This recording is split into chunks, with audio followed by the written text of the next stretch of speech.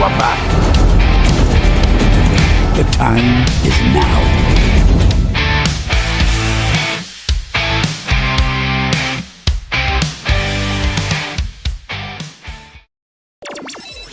NUFC Talk Drive Time with Tim and Peter, the Toon Twins, weekly live on NUFC Talk Radio, the voice of the Toon Army.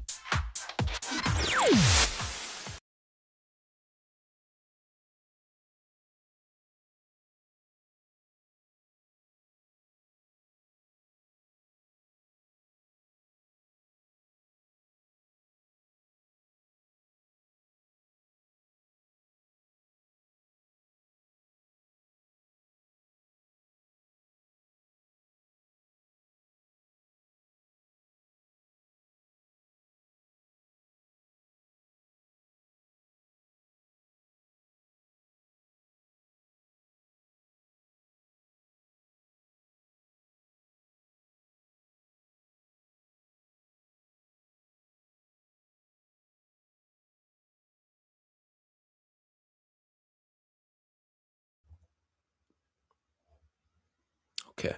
Yeah, I think we're all good. Right, so here goes nothing, as Lando Calrissian once said. So bear with me, as I say, and we'll get this show started. So it's Villa today. Aston Villa at home. The good news is I get to do the housework before we get into all that. So let's have a look.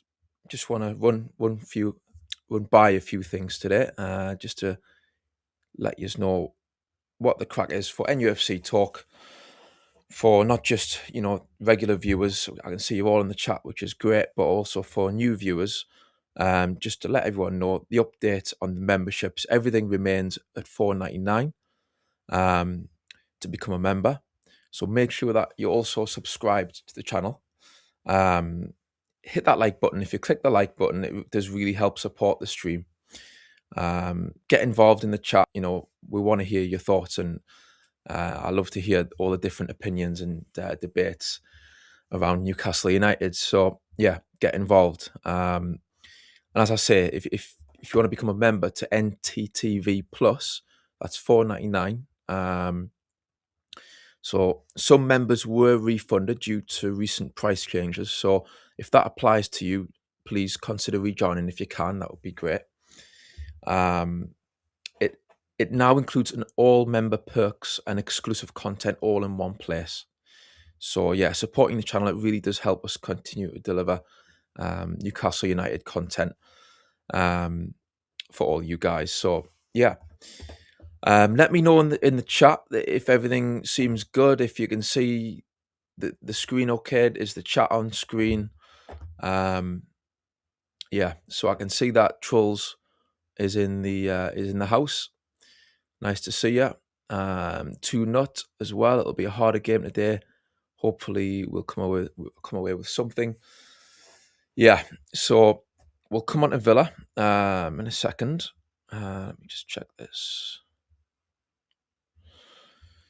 Yeah, so in terms of Villa, let's have a look. So they played Fenerbahce midweek, and we're going to get into that game a little bit. Before that, PSV rocked up at St James's Park. So I just want to, talk about that for a little bit first as well. So, yeah, that was a great game. Newcastle United, Eddie Howe got them playing like we know he can get them playing, like we've seen in the past. Typical Eddie Howe performance from Newcastle at St James's Park, getting at them.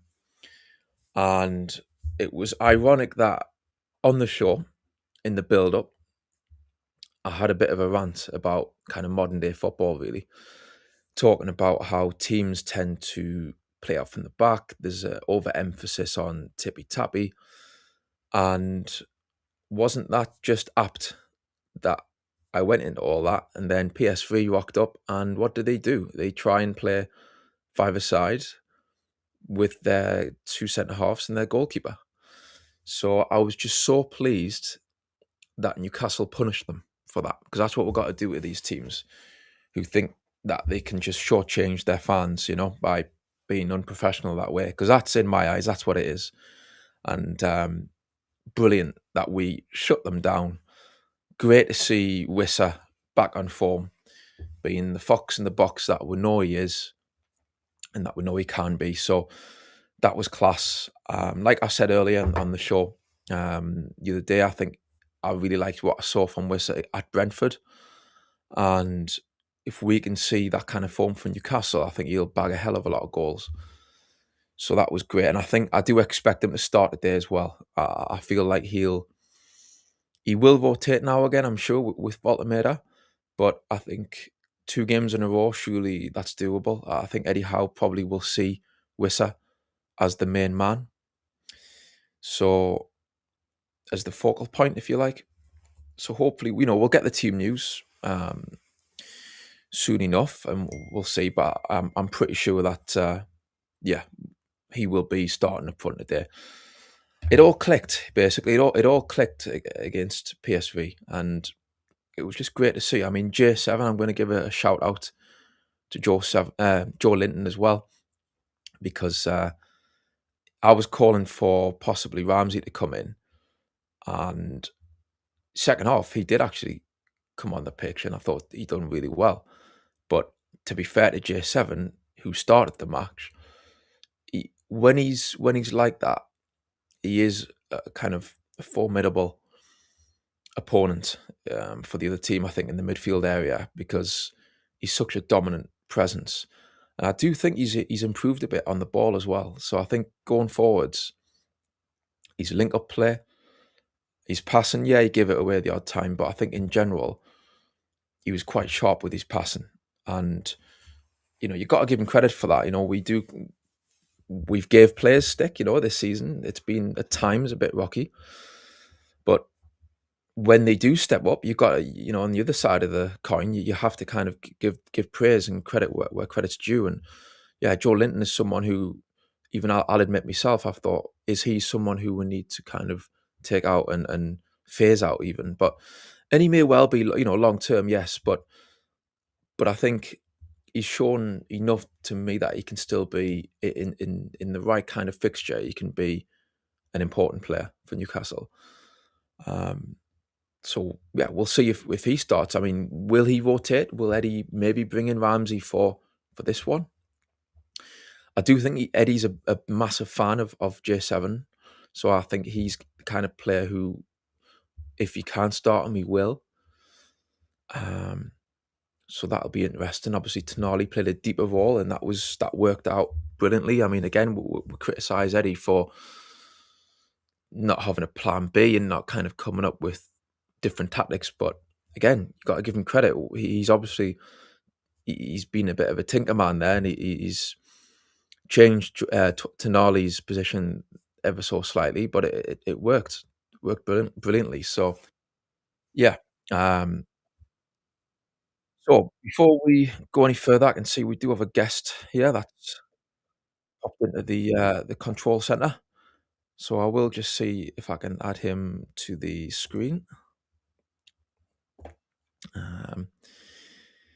DX, are you on the screen there, or you're not? Okay, let me just double check. This might be a bit of a rocky transition, just a bit of a heads up. Still getting the hang of this, so let me just check this. Whoa. Me on screen. Yeah, but I heard some music and that didn't. Yeah.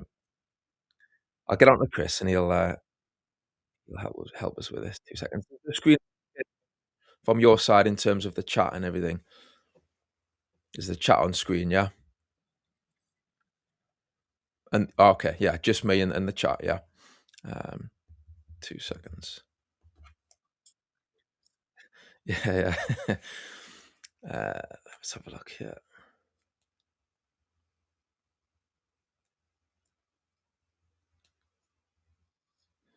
We are knackered.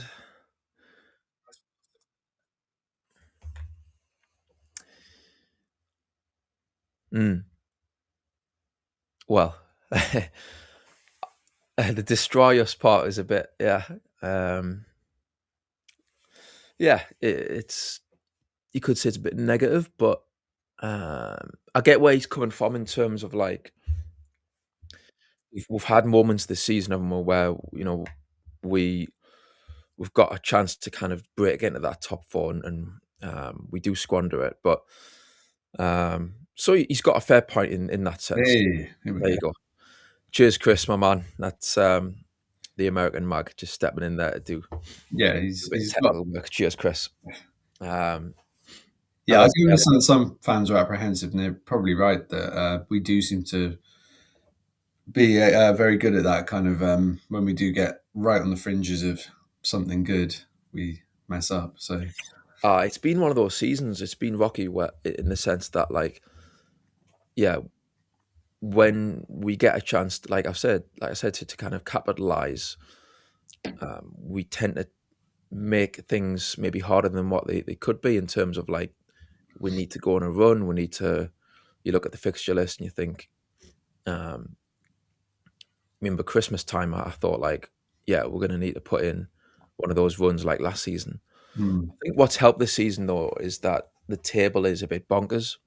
yeah, Never quite been out of touch of those European spots, even when we've been, the form's been rocky. So I yeah, think yesterday's results kind of helped us a bit, didn't they? I mean, I know that Fulham won, and a draw might have been nicer in that game, but otherwise, there were some quite kind results for us. I mean, Bournemouth beating Liverpool gives us a chance to go level with Liverpool now, doesn't it? So mm, on points, so that's crazy, and they're so inconsistent. Liverpool. yeah, I mean, with the money they spent, we spent 220 or whatever million it was.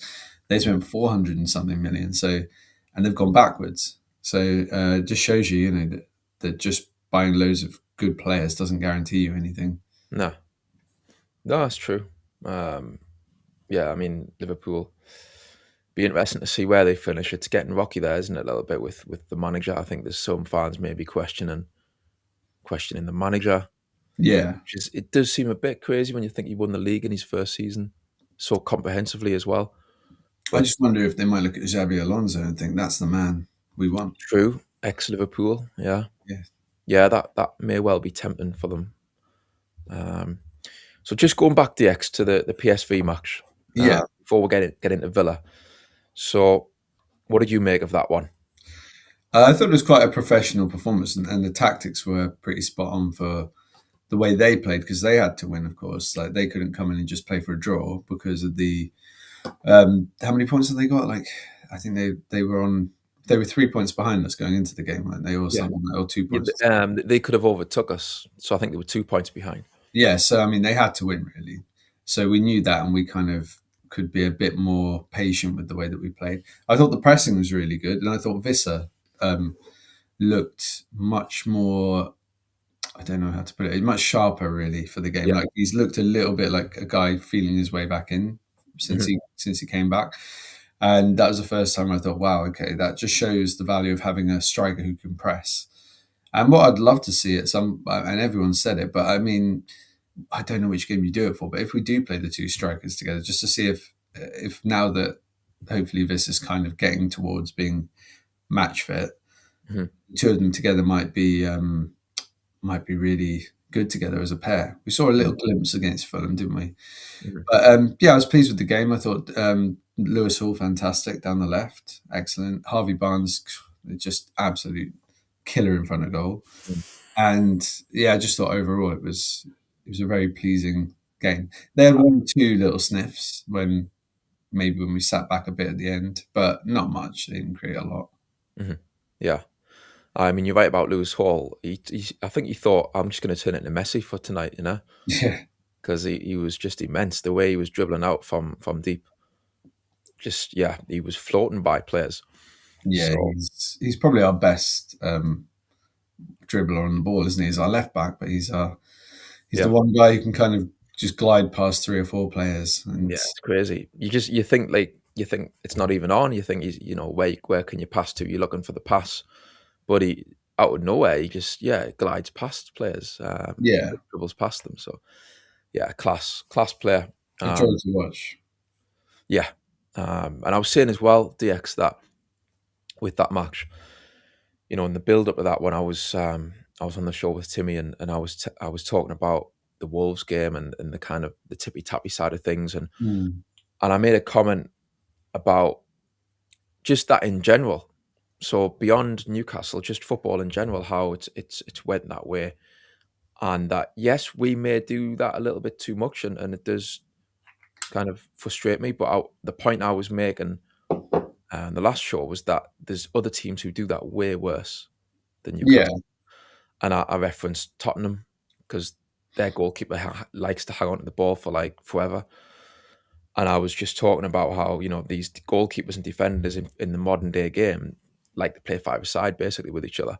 And like you got fans paying extortionate amount of money for ticket prices, like at Tottenham, for example.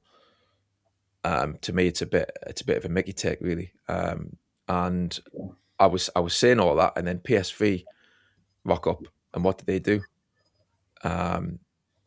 They think it's all right just to kind of play this. I mean, in my mind, it's unprofessional. That's the way I look at it. Like they've got fans who have travelled over from Holland, and they think it's all right to play tippy tappy with the goalkeeper and dice with death. You know what I mean? yeah, Between the centre halves and the goalkeeper. And I was just saying before that at the start of the show, I'm so pleased that we punish them for that and just shut them down. And great to see Wissa back on form. yeah. I don't like it when we play out from the back too much. I think it's obviously the remit of like Man City and clubs like that who've been doing that for years, and Yeah. they've got great players. They've always got a goalkeeper. Like Donnarumma's pretty good with his feet. Edison was incredible with his feet. And they've got defenders like John Stones and back in the day, Carl Walker, whoever they've got. He's good with his feet. Yeah. Who they can do that. They can play little 1-2s, intricate passing around the box. But when you've got, with all due respect, like Dan Burn, and I know he's not playing at the moment, but some of these guys, Trippier's pretty good, but like Nick Pope in particular, when you've got players like that, to be doing that's almost suicidal. And I thought with the PSV guys, they were in the first half hour, they were doing a lot of that. And I remember Burnley when Company was the manager, and they used to play out from the back, and the amount of times they got caught out because they had these championship defenders trying to play little things, little triangles and stuff. And yeah, it's strange, isn't it? And then you see Vince Company gets that great job in Germany by Munich, and obviously there he can do it. So, but if you're trying to do it with Burnley and Newcastle, I think sometimes just be a bit smarter. Exactly. It's a balance, isn't it? Like, I'm not sitting here saying never play out from the back. I get that there's definitely a place for it. Yeah. It's just about balance. And I just see too many teams who go kind of all in on it religiously. Where, like I think Tottenham is a good example, where their goalkeeper, the centre half takes the goal kick and then passes it to the goalkeeper, and the keeper will then entice the opposition striker to close him down, and he'll wait till he gets really close and then he'll release it. And sometimes, for example, there was a goal that Tottenham conceded early in the season when, again, their goalkeeper, he comes out at like the left back position, running out of his box, and he tries to play a pass into the middle of the midfield. Okay. Like, mate, your goal is literally wide open. Like, and what happens? Fulham nicked it and put it into an empty net. Like, that's unprofessional, surely. But that's the bog standard with a lot of teams, and I don't think we quite go that far in terms of the tippy tappy. I'm pleased about that, and this is what I was saying about like people. We can look at other managers, other teams. You can speculate, on different managers, what kind of jobs they might do. But I'm always wary, because that, for me, that's a big factor in why I'm wary. I don't want us to become this team that is bogged down so much in this playing out from the goalkeeper. And I don't think we have the goalkeepers to do it. Although Rams does better with his feet, I think. He's still not one of the great ones with his feet. So I think, but I guess we can do it down the sides when we've got Tino and Hall. We can play when the time's right. I get that. Yeah, like on exactly when it's out wide as well, and it's not like literally in the bloody 6-yard box. Yeah, and I think with the Wolves game, the frustration was we get to about the halfway line, and then we were playing these little triangles and these little passes. Yeah, I think there was one, well, there were probably a few moves, but one sticks in my head where we played it all the way kind of forward very slowly and then all the way back again.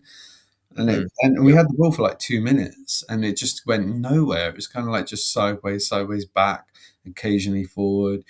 And you could see like players looking up like Bruno, where there's no one forward to really pass to. So then we go backwards again and it was frustrating. It aye, was because it was just there that game, wasn't it? It sort of sat there to the onus was on us to win it. They were just going to try and occasionally counter attack, but we just couldn't seem to create anything really. We had one volley at the end from Bruno that was wide, and I think he had a shot on target. But I mean, it was what did we have 2 shots on target in the whole game, and all they did was park the bus. So yeah, it was things like that we're going to have to work on. But I think today that we'll see a bit of a difference from Villa. They'll come at us a bit more than Wolves would. yeah. They are missing some good players, though, aren't they? And I don't know if we're talking about the game yet, but they are missing some good players. Like McGinn, I think, is out, which is a key player for them. So there's a few. So, yeah, hopefully that'll open it up a little bit more. Aye, Wolves were there for the taking, but like you said, they sat so deep. I don't think you get that very often these days. So in that instance, that's more about having, like I've mentioned on the previous show, that's when you want a maverick in the team. Yeah, Ben And again, Arthur, someone. part of modern day football, as well as the pep ball, tippy tappy. Another aspect of modern day football is that young players are not coached to be a maverick type player. No. So that is coached out of them. So again, that is another kind of drawback, I guess, with the way football has gone.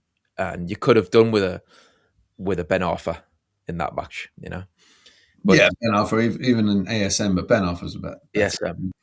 yeah, Ben Arthur, I think, I would Or a Laurent Robert or someone who could just bang one in from 35 yards. exactly take a shot, Yeah, you win the game. Yeah.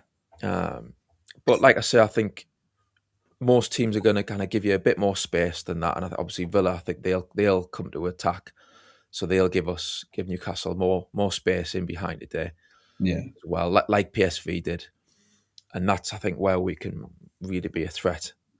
So yeah, I mean, you mentioned Villa.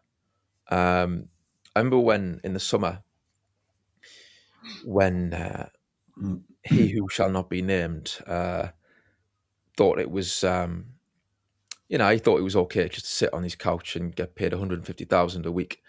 When that whole saga was going on, I remember thinking, I would love to see us go get Ollie Watkins. That's who I had in mind. I thought if we're going to lose our best striker and we need a proven goal scorer, I thought Watkins would be my man for that, and we should go all out, put in a big bid. Obviously, in the end, I think Wissa, to be fair, I think is kind of on that level. It just the way he got injured spoilt that signing initially. So, but yeah, what do you make of Ollie Watkins for Aston Villa? I think he's had a bit of a slow start to the season, hasn't he? But then Yeah. the last 5 or 6 weeks seems to have perked up, scored some important goals for them. And the thing about him is he never gets injured. He's unbelievable injury record, I think. Like I can't think of him ever missing like a long run of games or anything since he went there. Quite a late developer, not really an out-and-out goal scorer, is he? But he brings a lot of other things to the game. He'll get assists, and he's a runner. He runs really hard. He'd fit into our team as a runner. And he just works his socks off. So he's kind of, again, I agree with you. When that link surfaced and it was like we could get him for 60 million and we were being linked with Vissa for 50 million, 45, whatever it was at the time we were being linked with. I did think, just pay that little bit extra if we could and get Watkins, but same age, I think, or he might be a little bit older actually. He might be 30 now, but really good player. I think he's difficult. We've always had a bit of trouble with him. It seems to be his running as well. When we've had Byrne and Botman at the back together, it's caused us a few problems. So I do rate him. I think he's a very good footballer, and probably just at the end of his prime years now. I think we'll see him we are starting to see him lose that bit of consistency, but he's still on his day as a fantastic footballer. Yeah, I've heard the same about this season. How he's not been as maybe prolific as he was in previous seasons. So hopefully that continues, today. But yeah, on his day, he is a quality striker. I'm not sure how many goals he's got this season. Do you? Yeah, I'm not sure as well. I've heard I've read some Villa fans as well saying, just in general, I think his form has dropped off a bit this season. Yeah, I mean, well, apparently, he hasn't scored in the Europa League, 7 games, 0 goals. But Right. trying to look at his Premier League form. Let's see, he has 7 goals in 22, so about 1 in 3. So Right. he's not quite at his usual standard. Last season he got 16 in the league, played every game. The year before he got 19, only missed 1 game. So yeah, he's normally around that sort of 15 to 20 mark. Mm. But this season so far, again, he's played every game though. I mean, that's unbelievable. He's missed 2 games in 4 seasons. It's crazy. And he's Yeah, missed that's a class record. 6 games in 6 seasons. Wow. Mm. That's crazy. Right. Yeah, I think he would have been really good, like, for Newcastle. But at the same time, I do like Wissa as well. Maybe both of them would have been class, but Well, you instead of Altamada. I can't say that because Chris is watching. So I think with Voltamala, he's a guy who's. It'll be interesting to see because I think one, it'll either be Visser or Voltamada today. It won't be both. Mm. So it will be interesting to see if they do go with Voltamada for a game like this, where they might think, okay, this might be the game for him. But he needs. I think the team has to adjust. And I saw. I don't know if it was Geordie Jonas or if it was someone, one of the fans or something. But someone put up the video saying why we look more like the old Newcastle team with Visser in the team because he's quick and he can press. So it brings that element back into the game. Yeah. So then I would say, well, but if you sign Voltamada for all that money, then you need to find a way of adapting for him to be more effective because he was for the first, 10, 12 games. Yeah.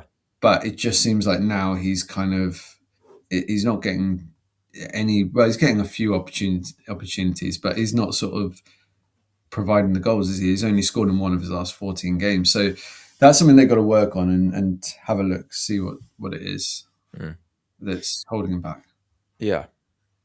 I think maybe Wissa on the left could be an option with Voltamada up front, but he likes Gordon on the left, Anthony Gordon. So I think, you lose something from Visser if you put him on the left. I just don't think he's as effective. His goals will dry up. I do like Visser through the middle. He gets in great positions. So just on the comments there, do you know where Chris and Win are in town? I know they're going to the match, Jeff. So I'm not sure where probably Bally's, I would imagine, beforehand, but I don't know for certain if that's where they're going. But I know they're at the match. So yeah, it's a double header for Chris. He was at the PSV game, and what a game for him to go to. Yeah. So I'm pleased that worked out well. And yeah, he's at the Villa one today. So back-to-back wins, hopefully. Fingers crossed. It'd be nice, wouldn't it? I mean, if we win today, that's 13 points out of 15 in the league, which is pretty good going. I know people say, well, look at who you've played, whatever. But I think we've done really well. And I said before we had those games, they're all kind of winnable. If we get 13 points out of those, it'd be brilliant. Yeah. So this is a really, they're all really important games, but because we've got so many hard away games coming, just have to keep winning at home. That's the thing. It's, yeah. I mean, you look at the fixture list. Do you know what, though? I mean, the way football works, I was saying this a couple of weeks ago, like, it never works out in the way that you think a lot of the time. So you got a fixture list and everyone's saying, oh, these fixtures are horrible. It'll probably turn out that we might lose the odd one that you wouldn't expect us to, and then we'll win a few where again you wouldn't expect us to win. It's just the way often things pan out. That's true. It happens. You see these weird results quite often. Like, I mean, Burnley almost beat Tottenham. Yes, I know Tottenham have been terrible, but Tottenham would have been looking at that. Their away form's been so good, and they would have thought, oh yeah, Burnley away, that's good. That'll get us back on track in the league. Yeah, exactly. And then they go there and they have to get a last minute equaliser to get a point. So And then we went there and we didn't play very well, but we've beaten Burnley 3-1. So it just shows you, like, sometimes you take these games for granted and think, oh, that'll be easy. But actually, on any given day, you can just come unstuck against a Wolves or a Burnley. Aye, that's true. So yeah, just in the comments there, Gaz, 100%. Instead of Voltameda, I'll say it for you, Pete. That's about Watkins. Just if we had the chance to in the summer going back to get Watkins and Wissa. Well, I think we've got Watkins and Wissa. The only thing is Watkins is 30 now, and He is, and Wissa's getting on a bit. So you're getting two guys with no sell-on value, no real long-term planning. Whereas Voltamada 23, 24 on Valentine's Day, I think. So he's so at least there's someone there who can get better, and you can develop him. And no, I do like Voltameda. I think there's definitely more to come from him. And it might be one of those things like with Isak, where his first season has his moments, but he's a bit inconsistent. Second, third season is brilliant, and then gets sold to Bayern, let's say, for 120 million. So if they can afford that, so yeah, I mean, you never know.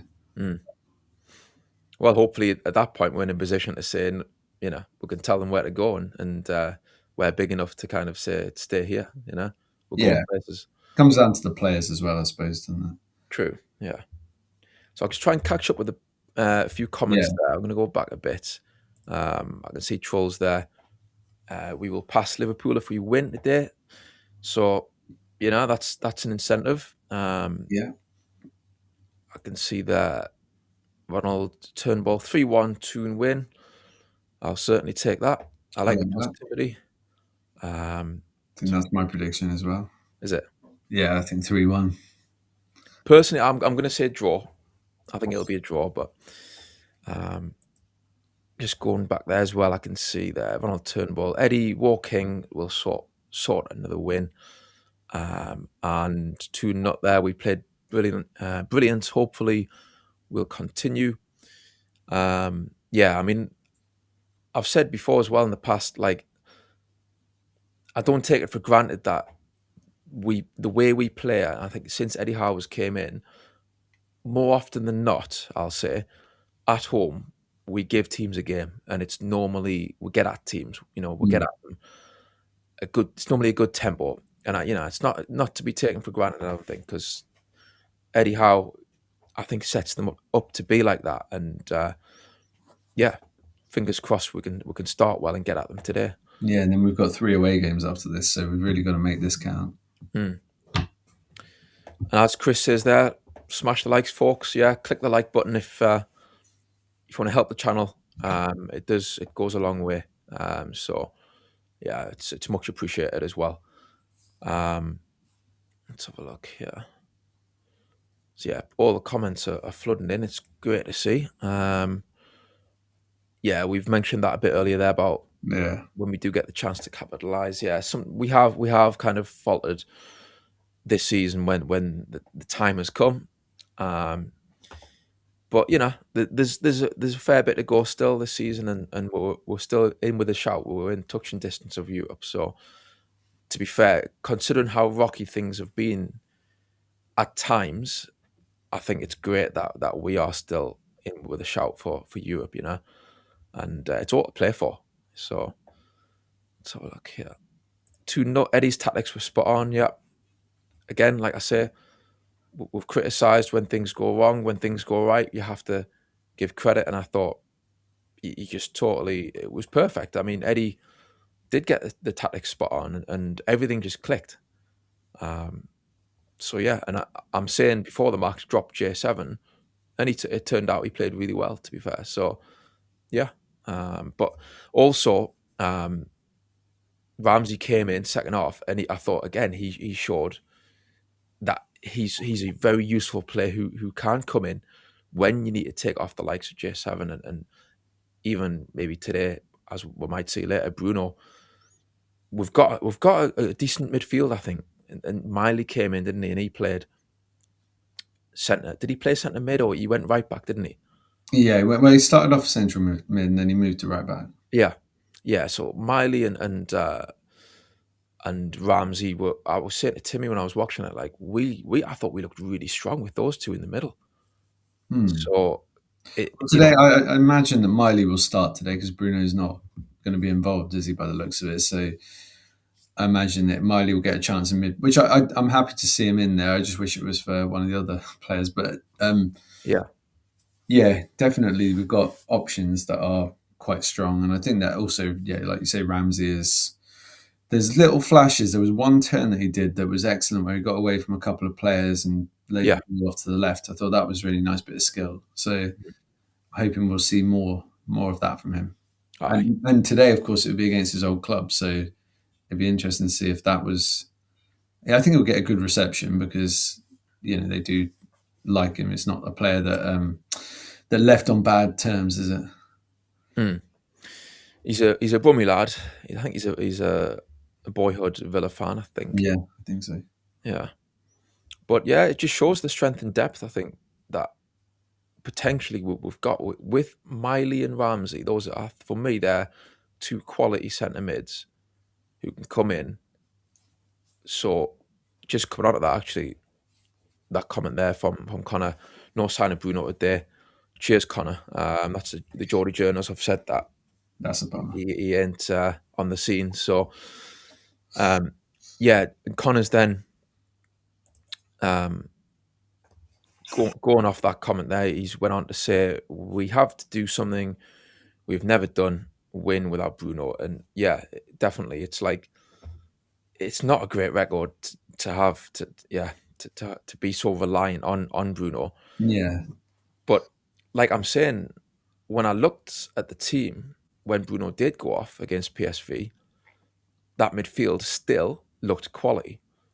So it's kind of a strange one. I mean, I would like to think maybe now with the reinforcements we've got, and just with Miley coming on as he has this season, hopefully we can break that duck. We're going to have to. I mean, if you want to be a proper team, like a big club, and be up there, you can't just rely on yeah, no, you a can't. record like that, relying on one player. I mean, he's another one who just barely misses a game, isn't he? So it's been a small sample size to say that we haven't won any of the games, but it's true. Yeah, we just don't seem to be. There's no one else with that kind of passion, that outward passion in the side that I see anyway. Maybe Dan Burn from time to time, and Gordon a couple of years ago. But yeah, there's no one who really seems to drive the team forward, especially when we're struggling in games. He's the guy who seems to carry them by the scruff of the neck and come on, we're going to win this today. So someone else has got to do that. Tonali or someone has got to step up today. Mm-hmm. No, you're right. For me, Bruno, probably he's one of the best signings the club's ever made. I mean, I think, yeah, he's immense. He's a one-off, in my opinion. Like you say about how he is, how it's not just the, yes, he's passionate, and I'm not referring to like the throwing the arms up all the time with the crowd, because yeah, that can maybe be overdone a little bit, but it's his passion, as in his drive on the ball, off the ball. You can see he just gives every ounce, to he doesn't leave anything sort of like he leaves it all on the pitch basically. He just gives 100% every match, and I think you can see his enthusiasm is just immense, and his will to win has really helped this season in those games where it's been a bit rocky, it's been a bit tense. He's the one who asks for the ball. Yeah. He wants to make something happen. He wants to make the killer pass. You can see he's annoyed when it doesn't happen. It doesn't come off. And I think a lot of players these days are quite robotic. So it's really refreshing to have someone like Bruno leading the charge, really, for Newcastle, and see how much he loves it as well at Newcastle. But yeah, today, if he's not playing today by the sound of things, so No, I wonder if that's just a precaution. They're like, well, we could risk him, but we don't want to make it worse, and we've got PSG coming up. But where do you put the priorities? That's the question. Do you prioritize? I mean, PSG's in a way a free hit because we're not expected to do anything there. But if we can win, then we're into the last 16. I mean, top 8. But if we lose, we're still in the knockout thing anyway. So, yeah, it's maybe that's the thought that the PSG game. Well, hopefully it's nothing more serious. It's not like, oh man, this is a bad one. I know. Be interesting to see exactly how long he's going to be out for. Yeah. But Well, hopefully just this one game. mm, Maybe the PSG game as well. After that, I think we've got Liverpool and Man City away, so it mhm. doesn't get any easier, really. No. But yeah, with Bruno, I think I've heard a lot of people saying if it's in doubt, even just like 10%, 5%, you can't risk him. I agree. Mm. I agree with that. I think if it's one of those where he wants to play, but you can see that it's a bit of a risk, then don't risk it. Get Yeah. him, get him wrapped up and fit and firing for the next match or the one after. We don't want Bruno out for weeks and months because we're getting close to the business end of the season now. So Yeah, we fingers need. crossed we can do the business today without him.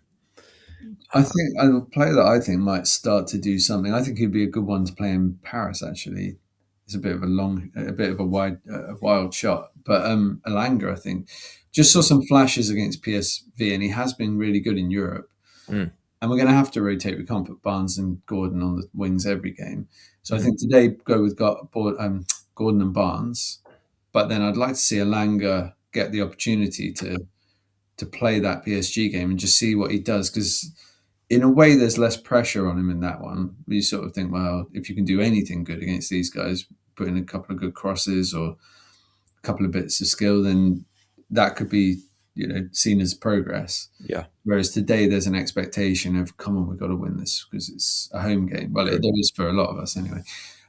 So yeah, I'd like to see that. I think he could become a key player for the second half of the season. Yeah, Hope so. yeah. So you thought you saw flashes of Yeah, I mean, he put a good. There was a great ball from, I think it was Lewis Hall with the outside of the left foot that had backspin on it, and he got down there, got the ball, and then came back onto his left, put a nice ball in. Okay, didn't have much pace in it, but it was a decent cross to Voltemade, and he just couldn't direct the header. yeah, But there were little things like that where I thought that's more like good wing play and good combination with Lewis Hall and yeah, stuff like that. So there's just enough there where I'm thinking, okay, there's little promising signs here with Elanga. yeah. And by the way, he is a good player. I mean, I didn't see all his games for Forest, but I watched a highlight package of the stuff that he did there last season, and he looks really. He can cross the ball. He can shoot on both feet. There's lots of stuff there where you think there is a good player there, Hmm. but we need to Yeah. see him now develop into that player. Mm. I was saying before the match, before the PSV game, that I wanted, because of how it went so far this season for Alanga, I was kind of saying, if I was Gaffer, I would be telling Alanga, mate, I need you to be a nuisance, basically, Yeah, and get yourself in the rhythm by being a nuisance, not just on the ball but off the ball, by harassing and chasing, and just kind of letting go a little bit, because he's just looked far too tentative since he's joined Newcastle. But yeah, you're right. I thought the same against PSV. Definitely looked better. And also a big shout out to the fans, because Eddie Howe made a comment, I think in the build up to the PSV game, that Alanga needs to play in an environment where he kind of feels loved and he feels safe. yeah, Probably he's alluding to the fact that, yeah, he's probably very low on confidence because of how things had went up till now. So I thought the crowd were class, singing his name, getting behind him, kind of, yeah, taking what Eddie Howe said and saying, all right, Gaffer, we can do that. And so, yeah, I think that would have helped Alanga. And it would be great if he could turn it around and like you say, become an important player for Newcastle in this business end of the season. Because, yeah, I mean, Forest finished 7th and they were up there for most of the season, top 4 a lot of the season. And he was a key part of that. So I think you're right that there's a player there, but yeah. it's probably just it's a confidence thing, and he needs to stop maybe overthinking and play I more. think him, Ramsey, and Visser, this is a big half of a season now, because all three of them had a tough first half of the campaign, but now they've got a chance to kind of step up and show what they're capable of. And there has been the signs there from especially Visser, but there's little things from Elanga and and Ramsey, where you think, okay, if you can start becoming integral players, I don't have any hope for Willock. I think Willock's done for me. But the other day, he was just getting the ball stuck under his feet every time. And his control seems to have gone, everything's gone backwards. I don't understand what's happened with him. And his numbers, his goal scoring numbers are so bad compared to when he first came. And he was, I know he's playing a slightly different role, but he just looked like a threat every time he went forward. And now it's terrible. What about right wing DX? Do you think, Yeah. like right side of attack, do you think Willock could do something there? Well, he's looked better there when he's come on the right wing. I think there was a game in the League Cup. Who was it against? He played quite well. Was it Bradford or was it one of the other ones? Tottenham. Marseille. Oh, the Marseille game, yeah, in the Champions League. That's the one I'm thinking of, yeah. So he played there, and actually he was one of our better players, and he also set up like a great chance for Gordon, didn't he? So yeah, that was the one game that probably just, it looks like an anomaly, like the one game where he actually performed really well. And I think in the other games, I just haven't been impressed. And I think he wants out by the sounds of it. So if we can get back anything near 20 million, I think we paid 20 or 25. But if we can get back anywhere in that region, then if Palace or whoever comes in from, I would be doing it in this window even, because I think central midfield, we do have a lot of options. Yeah. And if we get desperate, there are other players who can pull into those roles. But if we can get the right money for him, it could be like the Lloyd Kelly deal last summer. It just gives you that boost going into the summer. Then you've got that extra cash coming in. So yeah, I think his days are numbered, really. Aye, no, I kind of agree. Yeah, I think beyond this season anyway. Yeah. So the team's out. As you might have seen there in the comments, cheers, Connor. There you go. He mentioned there that the only change is in for Bruno. So we've got Pope in goal, Trips right back, Hall left back, Botman and Chow rather in the middle, and then Tonali, Miley. Who else is in the middle of midfield? Joe Linton, isn't it? Joe Linton, isn't it? Yeah, Joe Linton. Yeah, Miley and Tonali. Gordon Barnes in the wings, and Wissa up front. The big man. But the bench actually is more interesting than the team in a way. Like the bench has got a couple of returning players. So. Aye, Burns on the bench, folks. So Big Dan Burn is coming over the hill. He's on the horizon, and not over the hill yet. Yeah, not in that way. So we've got Shahar, that young player I've never seen play, but he's on the bench. Alex Murphy on the bench. So yeah, Willock. Obviously Ramsey's on the bench as well, along with Voltameda and Elanga. Asula. Yes, Asula's on the bench. Nice to have that other striker. Yeah, we've got a couple of attacking options. Yeah, you can also throw Asula onto the wing if you want to try. That's true. But just to make sure, is Elanga is on the bench. Okay, I thought he hadn't been put on the bench for a minute. I was like, what? But no, that's good. Yeah, it's just Bruno, really, isn't it? Bruno's, and obviously Fabian Schär and Livramento. But like in terms of the ones we expected, might have been there. Bruno's not there, so so it's slightly different team. But I'm glad Miley's starting in midfield. Yeah, I think he's just such a talent. Like I was watching against PSV, and I was saying it to me like I wouldn't be surprised if like one of the big guns can call him, like the real big guns, because he's. Yeah. I don't think I've seen a player as calm as him on the ball at that age. I agree. We've seen quality players come through at clubs, don't get me wrong, young players, 18, 19, 20. But the way he plays, he plays like he's an experienced player. And you're waiting for like a chink in his armour. You're waiting for something to happen where you think, oh, there's his weakness. But whether he's defending, whether he's attacking, like passing, crossing, shooting, tackling, he times everything so well.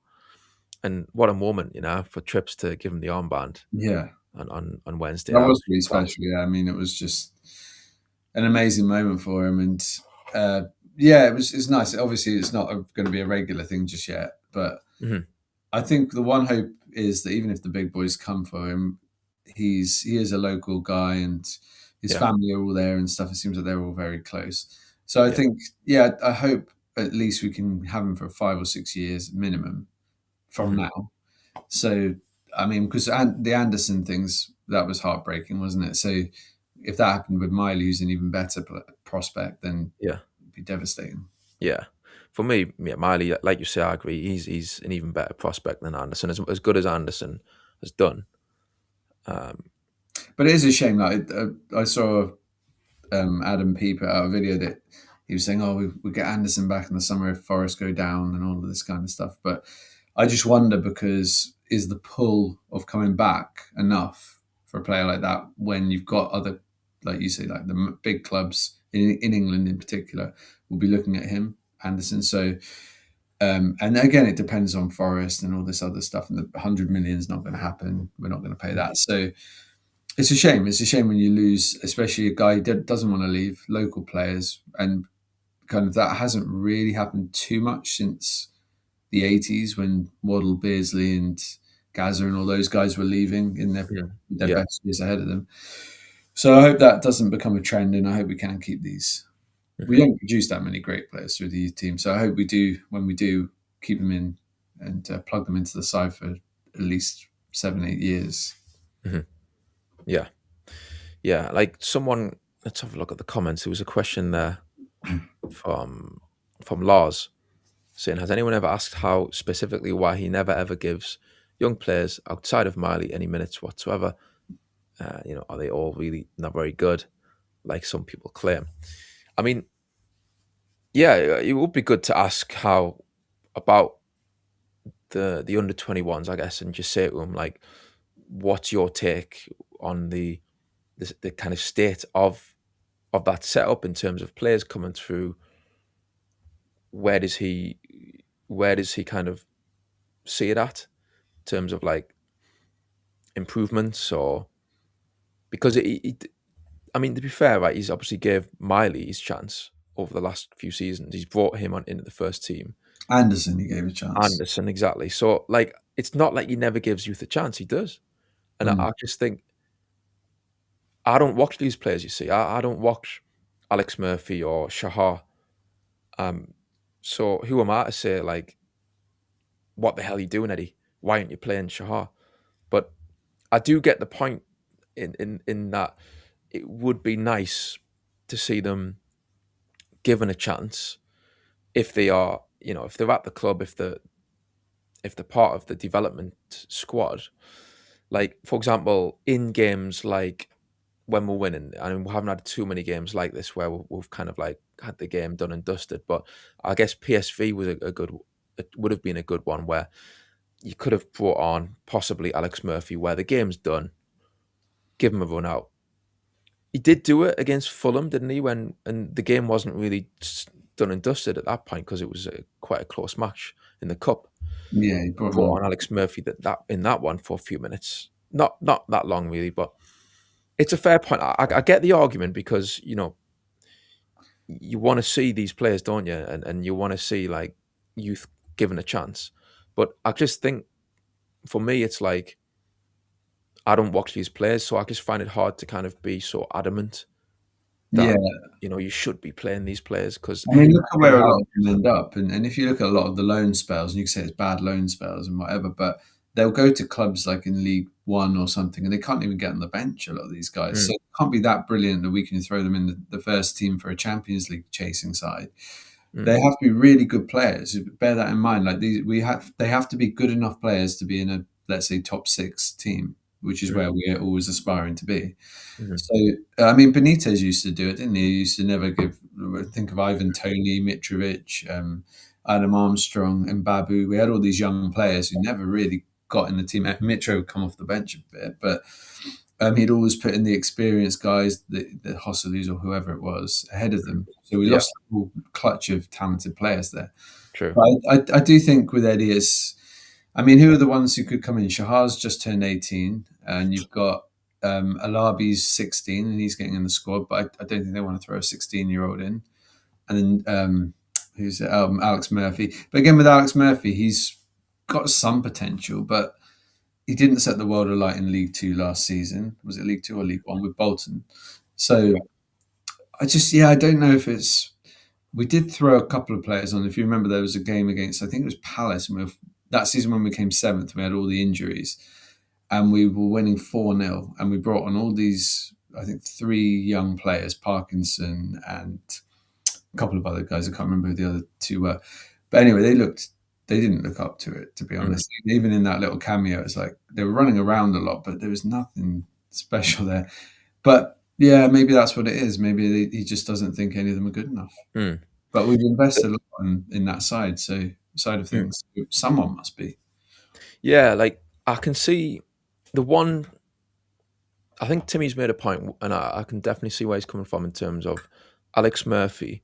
When you look at the position of left back, I get the point that you could have played Murphy.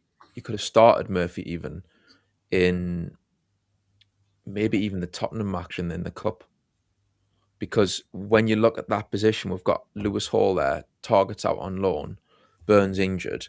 I get that kind of opinion where you look at that and you could say, well, someone like Alex Murphy could have been given minutes here and there, so that when the time comes, if for example, if Lewis Hall's injured, and obviously Murphy's on the bench, Alex Murphy today. So if, let's say, for example, if Lewis Hall gets injured today, 30 minutes in, you could bring on Alex Murphy, and he's then coming into the team already having a bit more experience and just that environment of playing in the first team, even if it is even just a couple of starts prior to today. So I get that argument, because it's more about being short in certain areas and giving a youngster like Alex Murphy a chance to kind of like step up when we need him. But yeah, I'd like to have seen maybe games like the Bradford game would have been the ones to throw him in and start him. Give Bradford, him exactly. Yeah, that's a good shout. Yeah, like if he'd had a few games like that where he was kind of starting games and getting opportunities, I think you're right. Get some minutes, and then you can kind of tell, can't you? Like, well, if he plays a dozen games and he's hopeless, you can sort of say, well, yeah, maybe this guy's not really up to it. But it is pressure as well to put him in for games now, because this run of games we've got is ridiculous. Like, so now we're in a position where to bring him in and start him against PSG or something would be suicide, probably. So yeah, I'd rather also, if you put them in the cups, you'll get some people saying, "What are you doing? You're not taking the cup seriously." So in one way, you can't win. But just on the comments there, cheers, Mighty. Click the like.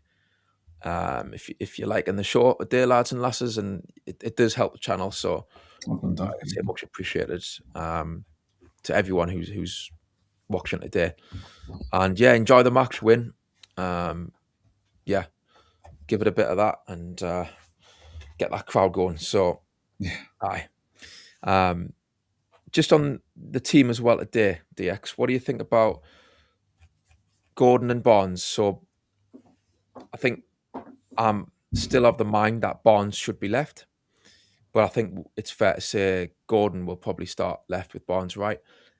Did Barnes score that goal against PSV when Gordon was off and Barnes had switched to the left? I think he did, yeah. I think, but he seemed to. I'm trying to remember the goal. So Joe Linton kind of got the guy to make a mistake, and then he was sort of more left centre, wasn't he? And he was more central actually, and he kind of went between the two players. Yeah, so it was maybe left/centre. Mm-hmm. What would you do with those two players? Would you play Gordon left or Barnes left? I would. Well, I think because Gordon to me is quite ineffective on the right, and I don't know why, but it just seems to be completely ineffective. I'd probably stick with what we're doing at the moment because it seems to be working okay, doesn't it? With Barnes on the right, I think wherever you play him, he's a threat anyway, and he can cut into the middle. And I like it when he kind of comes more central because he's the best finisher in the whole squad for me. Barnes, he's clinical in front of goal. I just had no doubt when he went through against PSV. I was like, oh yeah, goal. Whereas if that had been Exactly. any other player, pretty much, I'm trying to think of this, or maybe not. Well, yeah, pretty much any other player on the left foot like that, I just would have been like, oh, is he going to score? The angle's a bit tight, but he just, yeah, no He's doubt. textbook, isn't he? Barnes. Yeah, just clinical. hmm It reminds me of, like, not the way he plays, but his finishing reminds me of Kevin Nolan, who just was, give him Yeah, a chance, sure. it didn't matter. So yeah, just I'm okay with him playing on the right for now. I just think it's worked okay the last few times we tried it, and Mhm. yeah, he's on fire at the moment. You want him to Yeah. play every game if you can, if he's able to do it, fit enough to do it. Aye, He's our biggest goal threat right now. he is. Yeah. So in terms of Villa, did you watch their match against Fenerbahce? I didn't actually. I heard that it was a pretty open game, and Fenerbahce had a lot of chances, hmm but I Yeah, don't. yeah. I thought Villa were a bit sloppy, Hmm. and I didn't really think much of Fenerbahce. I thought Villa kind of let them back in it quite easily, like in terms of possession. I know Villa won, didn't they, 1-0, Yeah, but Fenerbahce had a lot of the ball second half, and Villa were trying to, I think, hit them on the counter. And yeah, I thought Villa looked vulnerable, but I think there is quite a bit of a gap at the minute in terms of the European teams and the English Premier League teams because, yeah, I thought Fenerbahce were just toothless. Basically, I think Villa would probably sense that as well, and maybe didn't mind them having the ball, but well, they're favourites to win it, aren't they? Villa, the whole thing. So, top of the by the group. way, if they, I don't know how it works, but if they win the Europa League and come third, let's say, does that mean that sixth place would be Champions League again? Is that how it works Phew. in the Prem? Now you've mentioned it. Now I think about it. Yeah, I think that may well be the case, which is crazy, really, isn't it? Like sixth place. Yeah, I mean that is mad. But then part of me thinks we could. I think we could win the Europa League. Definitely, we could Mhm. certainly win the Conference League. But it would be great to win a Europa League, and then you Oh, get yeah. in the Champions League the next season. So I wouldn't be. I'd love us to get in the Champions League because of the money and all that. But if we did end up in the Europa League, I wouldn't be too distressed about it because I think, oh, we can go for that. We can It's really. another route. We'd be favourites or one of the two or three favourites to win it. So. Aye. And that'd be, if you look at it, that'd be our second, currently our equal biggest trophy we've ever won, really, apart from if you include Division One titles. But to win the second European trophy, that'd be huge. That'd be massive. So, Aye. but yeah, they definitely are a team, Villa, that are very, very. They make the most of what they've got. They've got a small squad, and they seem to find ways of winning games when they don't play well. But and they 3-2 or the 2-1 with a last minute goal. They just find ways, and Mhm. they've got a lot of spirit in their side, that's for sure. And they've got a great player a great talent in Morgan Rogers, who Yeah.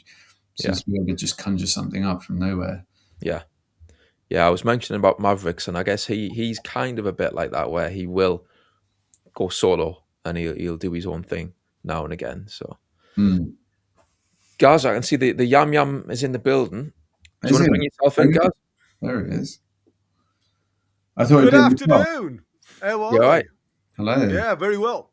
Very Nice well. one. Apologies. I'm running a little bit behind. It's a bit manic here in my headquarters before kickoff. As always, like I say, it was a relaxed couple of days. My family have been over in Poland, which is where I should have been, but because with Chris being in the northeast, I stayed at home just so we've got somebody actually doing the Oh, you doing sacrificed. the work. So Dedication. I've sacrificed myself. I Wow. mean, it's more. I mean, to be fair, it's distant family. It's not bloodline. It's somebody when my missus was growing up, she was like a mum to her. So Wow. she's like a proxy aunt, if you like. And it was only fair for her to go. And she was totally understanding. I mean, I wanted to be there for her, if I'm honest with you, more than anything else. But she was totally understanding with a commitment to the cause that we all have now, especially with Chris up in the northeast on his jollies. I was at home, and it's been beautiful. And I'm not saying that because she was away. I've had no issues whatsoever. It's all gone really smooth for the channel and everything else. But this morning, woke up thinking, oh, I better get the kids' uniforms and everything washed and ready for school tomorrow because they're all back from Poland today. So there was me, set everything in motion, went and fed the menagerie that I have as a household. My house used to be a home; it's now more like SeaWorld. So now I literally come upstairs to start prepping for today, and then I heard some really strange noises downstairs and went downstairs to see all my washing machine had emptied its contents across the floor. Oh, no. So yeah, it's been an absolute crazy hour. And it's been interesting listening to you guys while I've been cleaning the mess up. I've been making a couple of phone calls to try and get a washing machine delivered sometime this afternoon, just so I can get things organised. Jesus. Luckily, I've got that. It's all in hand now. Like I say, there's nothing worse than being a dad in motion. When you're tested, you see these girls just walk by. They just say, "Yeah, it's part of the day, not a problem." But us dads, Yeah. panic mode. Right. Did they do that? Well, I'm not sure. my missus does. My Yeah. missus literally takes it on the chin. It's just another moment. Takes it in a history. stride. Yeah, absolutely, and we just go for it. But like I say, for me, it is happy. Some interesting stuff regarding Aston Villa. They went out to Turkey, which we know very hostile type of ground to go to. So St James's Park isn't going to faze them, put it that way. But what is interesting, and I've got a poster, that's an avid Villa fan, and we always have a bit of banter when he comes and delivers me the post. And he was talking to me on Friday, and I questioned him about, what's happening with Martinez, because obviously since Martinez has wanting away from Aston Villa, he's not really seeing eye to eye with Unai Emery. And apparently he's been acting the goat. He's been a bit like the rat, if I'm honest with you. He's not injured. He's saying he's saying that he's got some type of issue, and they've done all the metrics on him, and there is nothing showing on anything. So again, if you remember what we were dealing with the rat, he said he got a pull muscle here, and nothing happened. No scans proved anything on that scan. It's very similar with Martinez. He wants away. The interesting point, which is something I've had to go and just make sure I've got the message right, if I'm like, we talk about managers, coaches. Eddie Howe, let's talk about Eddie Howe. Eddie Howe sees you have a good game. The first thing's out of his word, what a player, played well, pat him on the back. Unai Emery does reverse psychology. So there was an interview that I seen, and I was trying to get some information from what people say. And Rodgers has probably been their little bit of a, he's going through that massive purple patch at the moment for Villa. Everything he touches seems to be turning to gold. As we know, Villa are top of the leaderboard when it comes to goals outside of the box. And they are literally flying high with that type of stuff. But Rodgers made a really interesting point. As he has done so well, he comes off the park and Unai Emery gives him a rollicking because he wants to achieve more. Even though he's had an absolutely fantastic game of football. And you saw that with Tielemans over there in Turkey.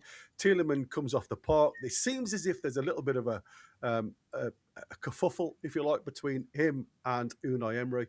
And Unai Emery pushes him out the way, and it's because he's giving him a rollicking for having a good game.